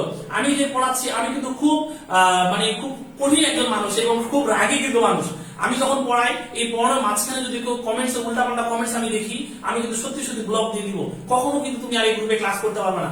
একদম বি সিরিয়াস, কখনোই এরকমটা আমার চোখে যেন না পড়ে কোনো কমেন্টস। ওকে ওকে, তাহলে দেখো বেঞ্জিন যে একটা অ্যারোমেটিক যৌগ এটা নিয়ে আমাদের কারো কোনো সন্দেহ নেই। এবার আসি আমি আরেকটা যৌগ তোমাদেরকে দিই। দেখো আমি তোমাদেরকে এরকম একটা যৌগ দিলাম, তাকায় দেখো তো এই যৌগটা কি অ্যারোমেটিক কিনা। এখানে আমি একটা পাই বন্ধন দিলাম, এই যৌগটা কি অ্যারোমেটিক কিনা এটা আমরা টেস্ট করব। লক্ষ্য করে দেখো ফার্স্ট তথ্য কি, এটা চাকরিক অবশ্যই চাকরিক, সমতলীয় হ্যাঁ সমতলীয়, 4n+2 কিনা। এখন আসি দেখো এখানে 4n+2 কিনা, তার তাকায় দেখো যে আমাদের ইলেকট্রন সংখ্যা কয়টা, বলতো? এখানে ইলেকট্রন সংখ্যা হচ্ছে 2টা, তাহলে আমি বলতে পারি 4n+2 = 2 বলবো, কারণ পাই পাই কেটে যাবে। তাহলে n ইকুয়াল আমি এখানে 0 পেয়ে যাব। এখন বিষয় হচ্ছে n = 0 এটা তো আমাদের পূর্ণ সংখ্যা, তাই কি না? তাহলে n = যদি 0 এটা পূর্ণ সংখ্যা। এখন বিষয় হচ্ছে লাস্ট তথ্যটা আমরা একটু মিলাই দেখব যে এখানে কি পাই সঞ্চারনশীল পাই ইলেকট্রন আছে কিনা। আমি তোমাদেরকে কি বলেছিলাম, যদি কোনো যৌগের মধ্যে একটার পর একটা পাই বন্ধন থাকে তাহলে সেটা হবে সঞ্চারনশীল। এখানে তাকায় দেখো একটা পাই বন্ধন আছে, পরে কিন্তু আর নাই, আর একটা কোনো জায়গায় নাই, অর্থাৎ চতুর্থ তথ্যটা তার জন্য খাচ্ছে না। যেহেতু চতুর্থ তথ্য তার জন্য খাচ্ছে না সেজন্য আমরা বলবো এটা অ্যারোমেটিক নয়, অর্থাৎ এই যৌগটা অ্যারোমেটিক যৌগ নয়। ওকে, আমি আরো কিছু উদাহরণ দিই, দেখো আরো বেশ কিছু উদাহরণ দিই তাহলে আরেকটু বুঝতে পারবা। যেমন আমি তোমাদেরকে একটা উদাহরণ দিই, এই উদাহরণটার নাম হলো সাইক্লোবিউটাডাইন। আমি এখানে একটা পাই বন্ধন দিলাম, এখানে একটা পাই বন্ধন দিলাম। এখন দেখো তো এই যৌগটা অ্যারোমেটিক কিনা সেটা আমি টেস্ট করব। লক্ষ্য করে দেখো এই যৌগের ক্ষেত্রে এটা সাইক্লিক যৌগ, এটা মিলতেছে, এটা সমতলীয় একটা প্লেনের মধ্যে ফেলানো যাচ্ছে, এটাও মিলতেছে। এখানে 4n+2 সংখ্যক পাই ইলেকট্রন আছে কিনা সেটা আমরা দেখব। লক্ষ্য করে দেখো তো এখানে আমাদের পাই ইলেকট্রন কয়টা, পাই ইলেকট্রন হচ্ছে 4টা। তাহলে যদি পাই ইলেকট্রন 4টা হয় তাহলে আমি এবার কি ধরবো, এখানে বলতো 4n+2 = 4 ধরবো। তাহলে আমার 4n = 2 আসবে, কারণ এই 2 যদি ওই পার চলে যায় তাহলে 2 আসবে। এখন দেখো তো n = আমার হাফ চলে আসতেছে, তাহলে কি n = হাফ, এটা কি নেওয়া যাবে? এটা কিন্তু নেওয়া যাবে না। ওকে, তবে এই যৌগটাতে সঞ্চারনশীল পাই ইলেকট্রন রয়েছে, কারণ এখানে যে পাই বন্ধনটা রয়েছে এরপরে আর নাই আবার আছে, সুতরাং এর চতুর্থ তথ্যটা কিন্তু এই যৌগের ক্ষেত্রে খাচ্ছে, কিন্তু তৃতীয় যে তথ্যটা এই তথ্যটা খাচ্ছে না, কারণ এখানে 4n+2 = 4 এবং 4n = 2 n = হাফ হয়ে যাচ্ছে। n এর ভ্যালু কখনো ফ্র্যাকশন হতে পারবে না, সুতরাং এটা অ্যারোমেটিক যৌগ নয়। ক্লিয়ার? সবাই কি ক্লিয়ার, বুঝতে পেরেছো? তাই এই যৌগটা যে অ্যারোমেটিক যৌগ নয়, সবাই কি বুঝতে পেরেছো ভাই? অ্যারোমেটিক যৌগ নয়। ওকে, থ্যাংক ইউ। আমি আরো উদাহরণ দিব ভাই, একটু দেখো মনোযোগ দিয়ে কথাগুলো একটু শোনো। আমি আরেকটা যৌগের উদাহরণ দিচ্ছি, দেখো এই যৌগটা তোমাদের কাছে দেখে মনে হবে অ্যারোমেটিক যৌগ। এইটা যদি অ্যারোমেটিক যৌগ না হয় তাহলে কোন যৌগ অ্যারোমেটিক হবে একটু তাকায় দেখো। এরকম একটা যৌগ আমি তোমাদেরকে দিলাম, এই যৌগটার ক্ষেত্রে 8টা কণা রয়েছে, এখানে একটা কার্বন, এখানে একটা কার্বন, এখানে একটা কার্বন, এরকম ভাবে তুমি 8টা কার্বনকে এই যৌগের মধ্যে পাবা। ঠিক আছে, 8টা কার্বনকে এই যৌগের মধ্যে পাবা। আমি যদি এই যৌগটার মধ্যে এইভাবে দ্বিবন্ধন গুলোকে দিয়ে দিই তাহলে এই যৌগটা হচ্ছে এমনটা, এবং এই যৌগের নাম হলো সাইক্লোঅক্টাটেট্রাইন। আমি আবারও রিপিট করছি, এই যৌগের নাম হচ্ছে সাইক্লোঅক্টা, কারণ 8টা কার্বন রয়েছে সেই জন্য অক্টা বলবো, এবং যেহেতু বদ্ধাকারে রয়েছে সেই জন্য আমরা এটাকে বলবো সাইক্লো। তাহলে সাইক্লোঅক্টাটেট্রাইন, ইন কেন? কারণ 4টা অ্যালকিন রয়েছে যার কারণে রয়েছে টেট্রাইন। ওকে, এখন আসি এই যৌগটা কি অ্যারোমেটিক কিনা সেটা আমরা টেস্ট করব। এই যৌগটা কি অ্যারোমেটিক কিনা সেটা আমরা টেস্ট করব। একটু দেখো, লক্ষ্য করো তো। এখন দেখো এটা সাকরিক কিনা, সাকরিক যৌগ, সমতলীয় কিনা, সমতলীয় যৌগ, ফ্লোরিন প্লাস 2 সংখ্যক পাই ইলেকট্রন আছে কিনা। আচ্ছা, তার আগে আমরা একটু মিলাই দেখব এই পাই ইলেকট্রন কি সঞ্চারণশীল কিনা। সঞ্চারণশীল, কারণ এখানে একটা পাই বন্ধন আছে, আবার নাই, আবার আছে, আবার নাই, আবার আছে, আবার নাই, আবার আছে, সুতরাং এটা সঞ্চারণশীল। এখন আমরা দেখব এটা ফ্লোরিন প্লাস 2 সংখ্যক পাই ইলেকট্রন আছে কিনা। লক্ষ্য করে দেখো তো, এখানে আমাদের পাই ইলেকট্রন মোট কয়টা পাবো? এখানে হচ্ছে 2টা ইলেকট্রন, এখানে 2টা ইলেকট্রন, এখানে 2টা ইলেকট্রন, এখানে 2টা ইলেকট্রন। তাহলে বুঝতে পারছো যে এখানে 4n প্লাস 2 পাই ইকুয়াল আমাদেরকে কত পাই ধরতে হবে ভাইয়া? 8 পাই ধরতে হবে, কারণ এখানে আমাদের 8টা পাই ইলেকট্রন রয়েছে, 4টা পাই বন্ধন রয়েছে। সুতরাং 4n প্লাস 2 ইকুয়াল 8 এবং 4n ইকুয়াল হচ্ছে 6। তাহলে আমি যদি এটা ক্যালকুলেশন করে ফেলি তাহলে দেখো n ইকুয়াল 3/2 পাচ্ছি।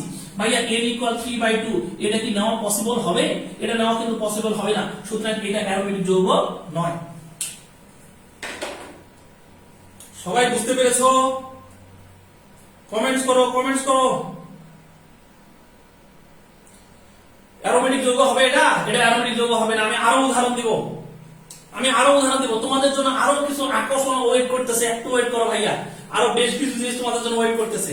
ক্লাস থেকে যেও না, অনেক কিছু শিখতে পারবে ইনশাআল্লাহ। একটু দেখো, এরপর আমি আরো কয়েকটা যৌগের উদাহরণ দিচ্ছি। দেখো, যেমন আমি একটা যৌগ এখানে লিখলাম, এই যে একটু তাকায় দেখো, এই যৌগটার নাম হচ্ছে পিরিডিন। এই যৌগের নাম কি ভাইয়া বলো তো? এই যৌগের নাম হচ্ছে পিরিডিন। ঠিক আছে, এই যৌগের নাম হচ্ছে পিরিডিন। আমরা বুঝতে পারছি এটা হচ্ছে একটা হেটারোসাইক্লিক যৌগ। কেমন যৌগ বলো তো? এটা হচ্ছে হেটারোসাইক্লিক অ্যারোমেটিক যৌগ হতে পারে। অ্যারোমেটিক কিনা সেটা আমরা এবার টেস্ট করে দেখব। এখন লক্ষ্য করো, এই যৌগটার সাথে আমি আরেকটা যৌগ লিখবো, তাহলে কিন্তু আমাদের বুঝতে একটু সুবিধা হবে। ঠিক আছে, এই যৌগটার নাম হচ্ছে পাইরল। এখন যে যৌগটা আমি লিখছি, এই যৌগটার নাম হচ্ছে পাইরল। এইখানে আমি যে 2টা যৌগ লিখেছি, এই 2টা যৌগ যদি আমরা বুঝতে পারি তাহলে অ্যারোমেটিসিটি নিয়ে আমাদের আর কোনো ঝামেলা থাকবে না। একটু লক্ষ্য করো, আমরা সবাই জানি নাইট্রোজেন এমন একটা মৌল যার সর্ববহিস্থ শক্তি স্তরে 5টা ইলেকট্রন থাকে। এটা আমরা সবাই জানি কিনা বলো তো? আমরা সবাই জানি যে নাইট্রোজেন এমন একটা মৌল যার সর্ববহিস্থ শক্তি স্তরে 5টা ইলেকট্রন থাকে। এখন দেখো, এর সর্ববহিস্থ শক্তি স্তরে 5টা ইলেকট্রন থাকলে এই নাইট্রোজেন বন্ধন তৈরি করেছে কয়টা ভাই? আবার দেখো তো, এই নাইট্রোজেন বন্ধন তৈরি করেছে এখানে একটা, এখানে একটা, এখানে একটা, অর্থাৎ 3টা বন্ধন তৈরি করেছে। তাহলে বাকি থাকে কয়টা? বাকি থাকে হলো 2টা ইলেকট্রন, 2টা মানে 1 জোড়া ইলেকট্রন নাইট্রোজেনের থাকে। একইভাবে এইখানে তুমি তাকায় দেখো, এই নাইট্রোজেনও কিন্তু এখানে 3টা বন্ধন তৈরি করেছে। এই জায়গাতে তাকায় দেখো ভাই, এখানে একটা বন্ধন তৈরি করেছে, এখানে একটা বন্ধন তৈরি করেছে, এখানে একটা বন্ধন তৈরি করেছে। অর্থাৎ এই নাইট্রোজেনের আমাদের 3টা ইলেকট্রন, 1 জোড়া ইলেকট্রন রয়েছে মুক্ত জোড়, এই নাইট্রোজেনেরও 1 জোড়া মুক্ত জোড় ইলেকট্রন রয়েছে। এখন দেখো, এই মুক্ত জোড় ইলেকট্রনটা আমি কোন জায়গায় দিব? এটাকে আমি ভিতরে দিব না বাইরে দিব? এটা আমরা কিভাবে বুঝবো? লক্ষ্য করে দেখো তো, এই বন্ধনটা কি এইভাবে আছে না ভাইয়া? এইভাবে আছে না? তাহলে আমি যদি এই ইলেকট্রন 2টা বাইরের দিকে দেই তাহলে কিন্তু আমার বিকর্ষণ ইলেকট্রন অর্থাৎ মুক্ত জোড়ের সাথে বন্ধন জোড়ের বিকর্ষণটা সবচেয়ে মিনিমাম হবে। তাকাই দেখো, এই ইলেকট্রন যদি বাইরের দিকে দেই, কারণ ভিতরের দিকে কিন্তু আমাদের অলরেডি 3টা বন্ধন আছে, তাহলে এই ভিতরের দিকে দেওয়া আমাদের যাবে না, এটাকে বাইরের দিকে দিতে হবে। আর এই যৌগের ক্ষেত্রে আমরা যে মুক্ত জোড় ইলেকট্রন, সেই মুক্ত জোড় ইলেকট্রন কিন্তু ভিতরের দিকে দিতে হবে, কারণ বাইরের দিকে কিন্তু আমাদের বন্ধন ইলেকট্রন রয়েছে।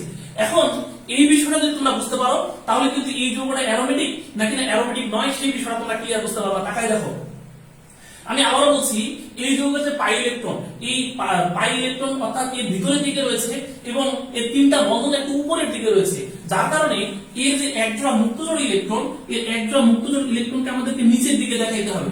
আবার এই যৌগের যে একদম মুক্ত জোড় ইলেকট্রন রয়েছে নাইট্রোজেনের, এর নাইট্রোজেনের যে তিনটা বন্ধন, এই তিনটা বন্ধন কিন্তু বাইরে অর্থাৎ এইভাবে বাইরের দিকে রয়েছে, যার কারণে এর ইলেকট্রন কিন্তু আমাদেরকে ভিতরের দিকে দেখাইতে হবে। অনেকে ভাবছো যে ভাইয়া কেন ভিতরের দিকে দেখাবো, লক্ষ্য করে দেখো তো, আমি যদি এই জায়গাতে একে দেখাইতাম তাহলে কিন্তু এই বন্ধন জোড় ইলেকট্রনের মধ্যে মুক্ত জোড় ইলেকট্রনের একটা বিকর্ষণ হতো, এবং এই বিকর্ষণটা হওয়ার কারণে ঝামেলাটা সৃষ্টি হতো, অর্থাৎ বিকর্ষণ ইলেকট্রন যত সম্ভব দূরে অবস্থান করবে যেন বিকর্ষণ তাদের মধ্যে কম হয়। সেই জন্য এই যৌগের মধ্যে মুক্তজোড় ইলেকট্রনটাকে আমাদেরকে ভিতরের দিকে দেখাইতে হবে, আর এই যৌগের মধ্যে মুক্তজোড় ইলেকট্রনটাকে বাইরের দিকে দেখাইতে হবে। এতক্ষণ পর্যন্ত যে কথাগুলো বলেছি সব কি বুঝতে পেরেছো কিনা একটু বলো। এতক্ষণ পর্যন্ত যে কথাগুলো বলেছি সেই কথাগুলো কি বুঝতে পেরেছো কিনা? যদি বুঝতে পারো তাহলে এবার আমরা এই চারটা জিনিস আমরা একটু ক্লিয়ার করব, যে এই যৌগ কোনটা অ্যারোমেটিক, এটা অ্যারোমেটিক নাকি এটা অ্যারোমেটিক, বা দুটাই অ্যারোমেটিক কিনা বা দুটাই অ্যালিফেটিক কিনা। এতক্ষণ পর্যন্ত যে কথাগুলো বলেছি সবাই কি বুঝতে পেরেছো কিনা? যাক, মাশাআল্লাহ, সবাই বুঝতে পেরেছো। এবার আসি, আমরা এবার টেস্ট করব এই যৌগটা কি সাকৃক কিনা। সাকৃক, এটা কি সাকৃক কিনা? এটাও সাকৃক। আবার দেখো এই দুটো যৌগ কি সমতলীয় কিনা? কি সমতলীয়, এটাও সমতলীয়। এখন দেখো এই যৌগগুলোর মধ্যে আমরা 4n+2 সম পাই ইলেকট্রন চিন্তা করব। দেখো তো এই ইলেকট্রনটা যদি এখানে তো আমাদের একজন পাই ইলেকট্রন রয়েছে দুইটা, এখানে পাই ইলেকট্রন রয়েছে দুইটা, এখানে পাই ইলেকট্রন রয়েছে দুইটা, তাহলে তাকায় দেখো এই ইলেকট্রন গুলো যখন ঘুরবে তখন কিন্তু ভিতরের দিকে রোটেশন হবে 6টা ইলেকট্রনের। কয়টা ইলেকট্রন? এর ভিতরের দিকে রোটেশন হবে 6টা ইলেকট্রন, এবং এই বাইরের ইলেকট্রন কিন্তু রোটেশনে পার্টিসিপেট করবে না। তাহলে আমরা বলতে পারি যে ঘূর্ণনে পার্টিসিপেট করবে, রোটেশনে পার্টিসিপেট করবে, সঞ্চালনশীলে পার্টিসিপেট করবে এখন ইলেকট্রন সংখ্যা আছে 6টা। সুতরাং 4n+2 পাই = 6 পাই। অর্থাৎ এটা আমরা যদি ক্যালকুলেশন করি তাহলে n = 1 পেয়ে যাব। সুতরাং n = 1 একটা পূর্ণ সংখ্যা, এটা অ্যারোমেটিক যৌগ, তাই কি না? আবার আসি, এবং এটা তো সঞ্চালনশীল, কারণ এই যে একটা পাই বন্ধন রয়েছে, আবার নাই, আবার আছে, আবার নাই, আবার আছে, এইভাবে। এবার একটা আমরা পরের যৌগটার ক্ষেত্রে একটু লক্ষ্য করে দেখি। এই যৌগটার ক্ষেত্রে এইটা হচ্ছে আমাদের এক জোড়া পাই ইলেকট্রন রয়েছে, এখানে দুইটা, এখানে আমাদের পাই ইলেকট্রন রয়েছে দুইটা। লক্ষ্য করে দেখো এই পাই ইলেকট্রন গুলো যখন সঞ্চালনশীল হবে, অর্থাৎ এই দুইটা ইলেকট্রন যখন এই জায়গাতে আসবে, এই দুইটা ইলেকট্রন যখন এই জায়গাতে আসবে, এইভাবে সঞ্চালনশীল হওয়ার সময় এই ভিতরের দুইটা ইলেকট্রন ওর পাই ইলেকট্রনের সাথে ঘুরবে। তাহলে দেখো এই দুটা ইলেকট্রন বাইরে থাকার কারণে ওরা রোটেশনে পার্টিসিপেট করছে না, কিন্তু এই দুটা ইলেকট্রন ভিতরের দিকে থাকার কারণে এই দুটা ইলেকট্রন রোটেশনে পার্টিসিপেট করবে। আর যদি রোটেশনে পার্টিসিপেট করে তাহলে দেখো এখানকার দুটা, এখানকার দুটা, এখানকার দুটা, মোট ইলেকট্রন সংখ্যা পাবো হচ্ছে 6টা। সুতরাং আমরা বলতে পারি 4n+2 = 6, অর্থাৎ n = 1। তাহলে বুঝতে পারছো যে এইটাও অ্যারোমেটিক, এইটাও অ্যারোমেটিক। ক্লিয়ার?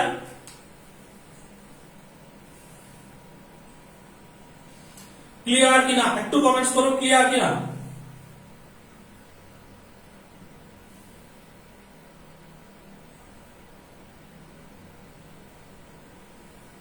আমি কিন্তু প্রশ্ন দেখাবো ভাই, আমি কিন্তু যা পড়াইলাম এগুলোর উপর থেকে কিন্তু প্রশ্ন দেখাবো তোমাদেরকে। ওকে, আমার মনে হয় সবাই বুঝতে পেরেছো যে এইটাও অ্যারোমেটিক, এইটাও অ্যারোমেটিক। আমি আরো দুটা উদাহরণ তোমাদেরকে দিব, একটু দেখো, আরো দুটা উদাহরণ দিব, এবং এই দুটা উদাহরণ একটু বুঝতে হবে। যদি এগুলো না বুঝো পরের দুটা উদাহরণ একটু বোঝার চেষ্টা করো। আমি এর পরে যে দুটা উদাহরণ দিব সেই দুটা উদাহরণ একটু সবাই বোঝার চেষ্টা করো, একটু দেখো। এরপরে আমি তোমাদের আরো দুটা উদাহরণ দিচ্ছি। যেমন এইখানে একটা যৌগ, সেই যৌগটার নাম হচ্ছে ফিউরান, এই যৌগের নাম হচ্ছে ফিউরান। ওকে, আরেকটা যৌগ দিচ্ছি, এই যৌগটার নাম হচ্ছে থায়োফিন। তুমি যদি আগের দুইটা না বোঝো তাহলে এই দুইটা আমার বিশ্বাস তুমি বুঝতে পারবে, একটু দেখাও। দেখো অক্সিজেন এমন একটা মৌল যার সর্ববহিষ্ঠ শক্তি স্তরে 6টা ইলেকট্রন রয়েছে। তাহলে এই 6টার মধ্যে অক্সিজেন বন্ধন তৈরি করেছে কয়টা? এখানে একটা, এখানে একটা। তাহলে 6টার মধ্যে যদি দুটো চলে যায় বাকি থাকলো 4টা, 4টা মানে 2 জোড়া। সুতরাং বুঝতে পারছো এই 2 জোড়া ইলেকট্রনকে আমি শুধুমাত্র ভিতরে দেখাইতে পারবো না, এর ভিতরে দেখাইতে হবে 1 জোড়া, বাইরে দেখাইতে হবে 1 জোড়া। একই ভাবে সালফার এমন একটা মৌল যার সর্ববহিষ্ঠ শক্তি স্তরে 6টা ইলেকট্রন রয়েছে, এবং এই সালফারের ক্ষেত্রে তাকায় দেখো এই সালফারও কিন্তু আমাদের দুটো বন্ধন তৈরি করে আছে। এই যে দেখো এই কিন্তু এখানে একটা বন্ধন তৈরি করেছে, এখানে একটা বন্ধন তৈরি করেছে। তাহলে 6টার মধ্যে যদি দুটো চলে যায় বাকি থাকে হলো 4টা, 4টা মানে 2 জোড়া। সুতরাং বুঝতে পারছো যে এখানে 2 জোড়া ইলেকট্রন আমরা 1 জোড়া ভিতরের দিকে দেখাবো আর 1 জোড়া বাইরের দিকে দেখাবো। তাহলে লক্ষ্য করে দেখো তো এই দুইটা যৌগের ক্ষেত্রেই আমরা বলতে পারি এই বাইরের দুইটা কিন্তু রোটেশনে পার্টিসিপেট করবে না, এই বাইরের দুইটা কিন্তু রোটেশনে পার্টিসিপেট করবে না। তাহলে রোটেশনে পার্টিসিপেট করবে এমন ইলেকট্রন কয়টা পাবো আমরা, যেমন এখানে পাবো দুটো ইলেকট্রন, এখানকার পাবো দুটো ইলেকট্রন, আর এই দুইটা বাইরের সাথে এই ইলেকট্রনটাও কিন্তু রোটেশনে পার্টিসিপেট করবে। একই ভাবে এখানে পাবো দুইটা, এখানে পাবো দুইটা, আবার এর সাথে এই দুটো ইলেকট্রন পার্টিসিপেট করবে। অর্থাৎ উভয়ের ক্ষেত্রে আমরা বলতে পারি যে 4n + 2 = 6, অর্থাৎ n = 1, অর্থাৎ এই উভয় যৌগটি হচ্ছে অ্যারোমেটিক যৌগ। ক্লিয়ার? উভয় যৌগই হচ্ছে অ্যারোমেটিক যৌগ। দেখো আগেরটা না বুঝলে এটা বুঝতে পারবা। দেখো যেটা বাইরে থাকবে, মেন কথা হচ্ছে যে জিনিসটা বাইরে থাকবে সেটা কখনো রোটেশনে পার্টিসিপেট করবে না। আমি আবার কথা রিপিট করছি, যে জিনিসটা বাইরে থাকবে সেটা কখনোই রোটেশনে পার্টিসিপেট করবে না। সহজ হিসাব ভাই, ক্লিয়ার?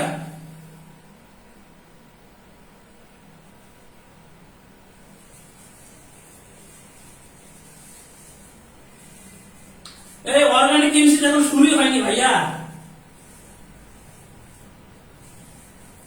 অর্গানিক কেমিস্ট্রি কত মজা, একটু রিঅ্যাকশন আসুক বুঝতে পারবা। অর্গানিক কেমিস্ট্রি কত মজা, অর্গানিক কেমিস্ট্রি কোনো রিঅ্যাকশন আমাদেরকে মুখস্থ করতে হবে না, আমি এটা তোমাদেরকে প্রুফ করে দিব। ওকে, এরপরে আমি আর একটা উদাহরণ তোমাদেরকে দেখাবো, তাহলে ইনশাআল্লাহ তোমরা নিজেরাই পেরে যাবা। দেখো আমি আর একটা উদাহরণ তোমাদেরকে দিচ্ছি, যেমন এই যৌগটার দিকে তাকাই দেখো, এই যৌগটা হচ্ছে সাইক্লোপেন্টাডাইন। তো এখানে আমি একবার দিলাম হচ্ছে প্লাস, আর এইখানে আমি আরেকটা দিলাম, সেটা দিলাম হচ্ছে মাইনাস। ওকে, এই দুইটা উদাহরণ বুঝলে তুমি অ্যারোমেটিক যৌগ থেকে যেমনই প্রশ্ন আসুক তুমি সবগুলো সলভ করে ফেলতে পারবা। আমি আর দুটা উদাহরণ, এই দুটা উদাহরণ একটু বোঝার চেষ্টা করো, মনোযোগ দাও।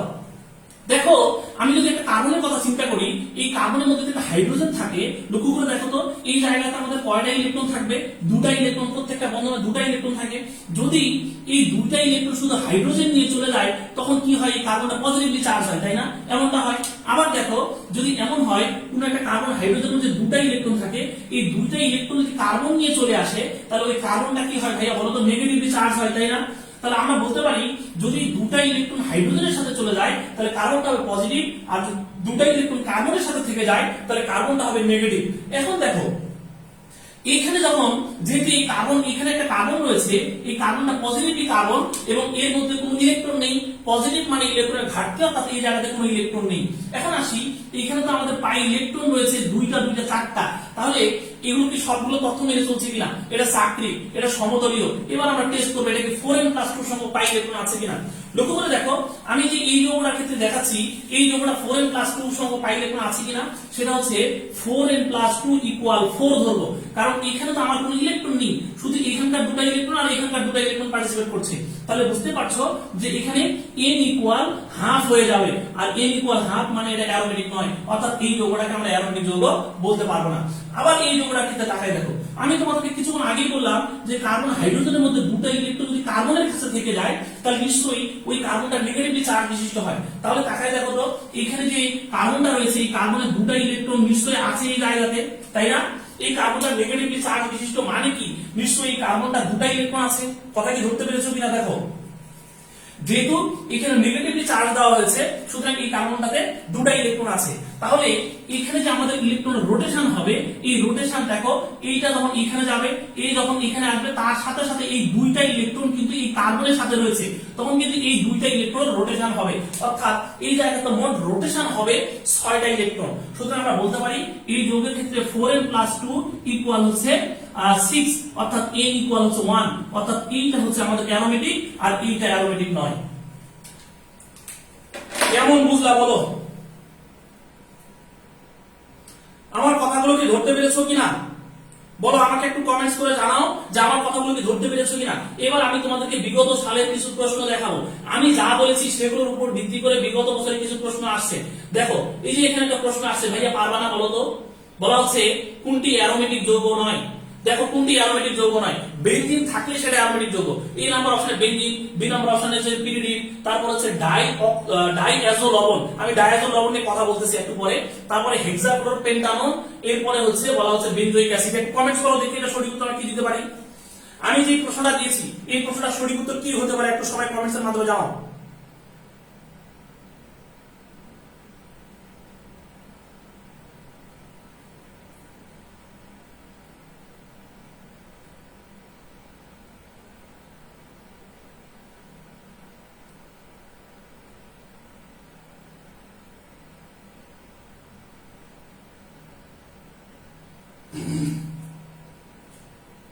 একটু সবাই কমেন্টস করো। আমি যেইটা প্রশ্ন দিয়েছি আমি আরো বেশ কিছু প্রশ্ন দিচ্ছি, একটু আমাকে বলো যে এই প্রশ্নটার সঠিক উত্তর আমরা কি দিতে পারি। আমি যে প্রশ্নটা দিয়েছি এই প্রশ্নটার সঠিক উত্তর কি দেওয়া যেতে পারে, একটু কমেন্টস করো সবাই।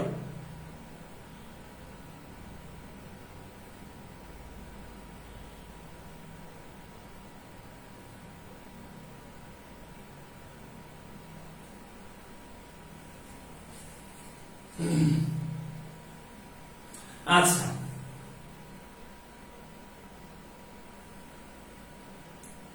দেখো এখানে অনেকেই উত্তর দিচ্ছ, তবে মেইন কথা, মেইন উত্তরটা হচ্ছে এটা ডি। থ্যাংক ইউ, সবাইকে অনেক ধন্যবাদ। 8টায় আচ্ছা ম্যাথ ক্লাস। আচ্ছা ভাই আমি শেষ করে দিব, ক্লাস শেষ করে দিব এক্ষুনি, 5 মিনিটের মধ্যে ক্লাস শেষ করে দিব ইনশাআল্লাহ। 5 মিনিটের মধ্যে ক্লাস শেষ হয়ে যাবে আমাদের, এক্ষুনি ক্লাস শেষ হয়ে যাবে ভাইয়া। আচ্ছা দেখো এই যৌগটার মধ্যে এখানে যে আমি 7টা যৌগ লিখেছি, এর মধ্যে বেনজিন তো অ্যারোমেটিক, কিন্তু বলা হচ্ছে অ্যারোমেটিক নয়। পিরিডিন তো আমি তোমাদের কিছুক্ষণ আগেই দেখাইলাম যে এই যৌগটার নাম হচ্ছে পিরিডিন, তাই না? এই যে যেটা দেখালাম এটার নাম হচ্ছে পিরিডিন, সুতরাং এটা হচ্ছে অ্যারোমেটিক যৌগ, বিনা অপশন দেওয়া যাবে না। ডাইয়াজো, দেখো ডাইয়াজো অ্যারোমেটিক যৌগ, কারণ ডাইয়াজোর মধ্যে একটু বেনজিন বলাই আছে, যাই হোক এটা আমরা অ্যারোমেটিক যৌগের মধ্যে পাবো। এইটা আমি এটা নেক্সট যেতে পারবো, যেটা আজকে সময় সংক্ষেপ। আর বেনজোইক অ্যাসিড, বেনজোইক অ্যাসিড তো অ্যারোমেটিক হবেই, বেনজোইক অ্যাসিডের ভিতরে বেনজিন আছে, সেটা তো অ্যারোমেটিক হবেই। আবার লাস্ট যে কথা বলা আছে সাইক্লোপেন্টানন, সাইক্লোপেন্টানন হবে না ভাইয়া, এইটা হলো সাইক্লোপেন্টানন। যদি তোমরা স্ট্রাকচারটা দেখতে পারতা তাহলে তোমাদের এই ভুলটা আর হতো না। এই যে দেখো এইটা হলো সাইক্লোপেন্টানন। তাকাও তো ভাইয়া, এই সাইক্লোপেন্টাননের ভিতরে কোথাও কি দ্বিবন্ধন আছে? কোথাও তো কোনো দ্বিবন্ধন নেই, সুতরাং পাই বন্ধন নেই, পাই বন্ধন এই যে এখানে কার্বন কার্বনের পাই বন্ধন নেই, সুতরাং এটা অ্যারোমেটিক দেওয়া যাবে না, এটা অ্যারোমেটিক নয়। এরকম প্রশ্ন আরো আসছে, আমি একটা দেখাই তোমাদেরকে। এই প্রশ্নটা বলো দেখি, এটা সঠিক উত্তর কি দিব আমরা, বলো। এখন যে প্রশ্নটা দিয়েছি এই প্রশ্নটার সঠিক উত্তর কি হবে একটু কমেন্টস করো। আমি তোমাদেরকে বলেছি যে বদ্ধ শিকড় বিশিষ্ট দুই ধরনের আছে, একটা হচ্ছে কার্বোসাইক্লিক আর একটা হচ্ছে হেটারোসাইক্লিক। তো কার্বোসাইক্লিক এর গুলো তো দেখালাম, হেটারোসাইক্লিক এর গুলো আমি তোমাদেরকে বলেছি হেটারো যৌগগুলো আবার দুই ধরনের হয়, একটা হচ্ছে অ্যালিফেটিক আর একটা হচ্ছে অ্যারোমেটিক। তো অ্যারোমেটিক এর 4টা উদাহরণ আমি তোমাদেরকে দিয়েছি, দেখো কি কি দিয়েছি। পিরিডিন, পিরিডিন বলেছিলাম অ্যারোমেটিক, এরপরে বললাম হচ্ছে পাইরল, পাইরল দিয়ে দেখালাম তোমাদের অ্যারোমেটিক, এরপর হচ্ছে ফিউরান, ফিউরান দেখালাম হচ্ছে অ্যারোমেটিক, এরপরে দেখালাম হচ্ছে থায়োফিন, থায়োফিন হচ্ছে অ্যারোমেটিক, তাই না? এই 4টা যৌগ আমি অ্যারোমেটিক এর মধ্যে লিখেছি, অ্যারোমেটিক, এই 4টা যৌগের মধ্যে অ্যারোমেটিক এর মধ্যে লিখেছি। ওকে, এখন দেখো তো এই যৌগটার উত্তর কি তোমরা দিতে পারবা কিনা। নিচের কোনটি হেটারোসাইক্লিক যৌগ, পারবা কিনা একটু কমেন্টস করো। মাশাআল্লাহ সবাই পাচ্ছ, এটা এটাও সবাই পাচ্ছ। এরপরে আরেকটা প্রশ্ন দেখাই, ফিউরান কোন প্রকার যৌগ? পারবা না? দেখো তো ফিউরান কোন প্রকার যৌগ ভাইয়া, ফিউরান কোন প্রকার যৌগ বলো।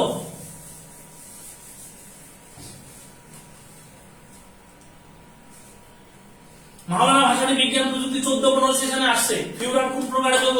ফিউরান হচ্ছে হেটারোসাইক্লিক যৌগ, তাই না? আচ্ছা এই যে এইটা দেখো, যেটা বিষম সাকৃক সেটাই হেটারোসাইক্লিক। এইখানে দেখো বলা আছে বিষম সাকৃক, বিষম সাকৃক মানে হচ্ছে হেটারোসাইক্লিক। পারবা না কোনটি বিষম সাকৃক যৌগ? উত্তর আমি কি দিব বলো তো, উত্তর হচ্ছে পিরিডিন। এরকম প্রশ্ন বহু আছে ভাই, প্রচুর এরকম প্রশ্ন রয়েছে, বহুত এরকম প্রশ্ন রয়েছে, আমরা সবগুলো প্রশ্ন আনসার করতে পারবো। এখানে প্রচুর প্রশ্ন রয়েছে, সময় সংক্ষেপের কারণে আমি এতগুলো প্রশ্ন আর দেখাতে পারছি না, কারণ অলরেডি ক্লাস নাও 1.5 ঘন্টা হয়ে গেছে। সবাইকে অনেক অনেক ধন্যবাদ যারা আমার ক্লাসটা করেছো। সবাইকে একটা ইনফরমেশন দিয়ে রাখি, যারা আমার ক্লাসটা দেখতে চাও, যারা অর্গানিকের কোর্সটা কন্টিনিউ করতে চাও, তাদেরকে বলি তারা অবশ্যই একটা ফর্ম ফিল আপ করবা। আমি একটা আজকেই তোমাদের গ্রুপে একটা ফর্ম দিয়ে দিব, এই ফর্মটা একটু ভাই ফিল আপ করে ফেলো। ফর্ম পূরণ করতে হবে তোমাদেরকে, ঠিক আছে? ফর্ম ফিল আপ করতে হবে। এই ফর্ম ফিল আপ না করলে কেউ ক্লাস করতে পারবে না। আমি একটা ফর্ম দিব, এই ফর্মে জাস্ট তোমার ইনফরমেশন, কিচ্ছু না, যে তোমরা যারা আমার ক্লাস করছো শুধু তোমাদের ইনফরমেশন দিয়ে একটা নিব, তোমার নাম কি, এরপরে হচ্ছে ভাইয়া তোমার এইচএসসি ব্যাচ কত, ঠিক আছে, এরপরে ইমেল, এই টাইপের কিছু ইনফরমেশন তোমাদের কাছ থেকে নিব, আর কোনো ধরনের ইনফরমেশন না। সিম্পল একটা ফর্ম দিব, এই ফর্মটা একটু কাইন্ডলি আজকে পূরণ করে ফেলবা। ওকে, আর আরেকটা হচ্ছে যারা এই যে ক্লাসগুলো করছো, আজকে যে ক্লাসটা আমি নিলাম, এই ক্লাসটা কে কত সুন্দর করে নোট করে আমার পাবলিক গ্রুপে তোমরা শেয়ার দিবা। পাবলিক গ্রুপে কিন্তু ভাইয়া কেউ আবার পেজে দিও না, এই যে গ্রুপে দিবা, গ্রুপ ভালো করে বলি, গ্রুপে দিবা, পেজে নয়, পেজে দিবা না, কিন্তু পেজ নয়, গ্রুপে দিবা, ঠিক আছে? কোন গ্রুপে? মাহবুব স্কিলস স্পেশাল, মার্বলস কেমিস্ট্রি স্পেশাল এই গ্রুপে দিবা, এই গ্রুপে তোমরা নোট শেয়ার দিবা এবং যারা নোট শেয়ার দিবা তাদের পক্ষ থেকে তাদের থেকে আমি 3 থেকে 4 জন, ঠিক আছে, 3 থেকে 4 জনকে কয়েক হাজার টাকার পুরস্কার দিব, সত্যি সত্যি দিব, কয়েক হাজার টাকার পুরস্কার আমি তাদেরকে দিব এই 3 থেকে 4 জনকে। এবং এই পুরস্কারটা তোমাদের কোর্স শেষে হবে, অর্থাৎ 10টা লেকচার কমপ্লিট হওয়ার পরে দেন এটা হবে, 10টা লেকচার কমপ্লিট হওয়ার পরে দেন এই পুরস্কারটা আমি ঘোষণা করব। ওকে, আর আজকের ক্লাসটা তোমাদের কেমন লাগলো এইটা একটু সবাই ওই যখন নোট শেয়ার করবা তখন একটু লেখো যে আজকের ক্লাসটা কেমন লাগলো সবার। এইভাবে আমি যদি কেমিস্ট্রি অর্গানিক কেমিস্ট্রি তোমাদেরকে 10টা লেকচার নেই তাহলে কি অর্গানিক কেমিস্ট্রি নিয়ে কারো কোনো সমস্যা হবে কিনা, ঠিক আছে। আমি পেজে একটা পোস্ট করব, এই পোস্টেও কমেন্টস করবা, পাশাপাশি হচ্ছে গ্রুপে আমি তোমরা যে পোস্টটা করবা ওই পোস্টে হেডলাইনে একটু লিখে দিও আজকের ক্লাসটা কেমন লাগলো। ভাই খারাপ লাগলে বলবা খারাপ লাগছে, সহজ হিসাব, একদম ক্লিয়ার কাট কথাবার্তা। ওকে, আর তোমাদের নেক্সট ক্লাসের শিডিউলটা আমি আজকে রাত্রে একদম ফাইনাল শিডিউল তোমাদেরকে নেক্সট ক্লাসের গ্রুপে জানিয়ে দিব। ওকে, নেক্সট ক্লাসে মানে আজকে এর পরবর্তী কবে ক্লাস হবে একটা পুরো শিডিউল আকারে তোমাদের একটা চার্ট দিয়ে দিব, আজকে এটা আমি গ্রুপে পোস্ট করে দিব। ওকে, তো ঠিক আছে, তাহলে আজকে এই বন্ধু রাখছি। সবাইকে অনেক ধন্যবাদ আজকের ক্লাসটি করার জন্য, সবার সুস্থতা কামনা করছি। আল্লাহ হাফেজ, আসসালামু আলাইকুম ওয়া রাহমাতুল্লাহি ওয়া বারাকাতুহু।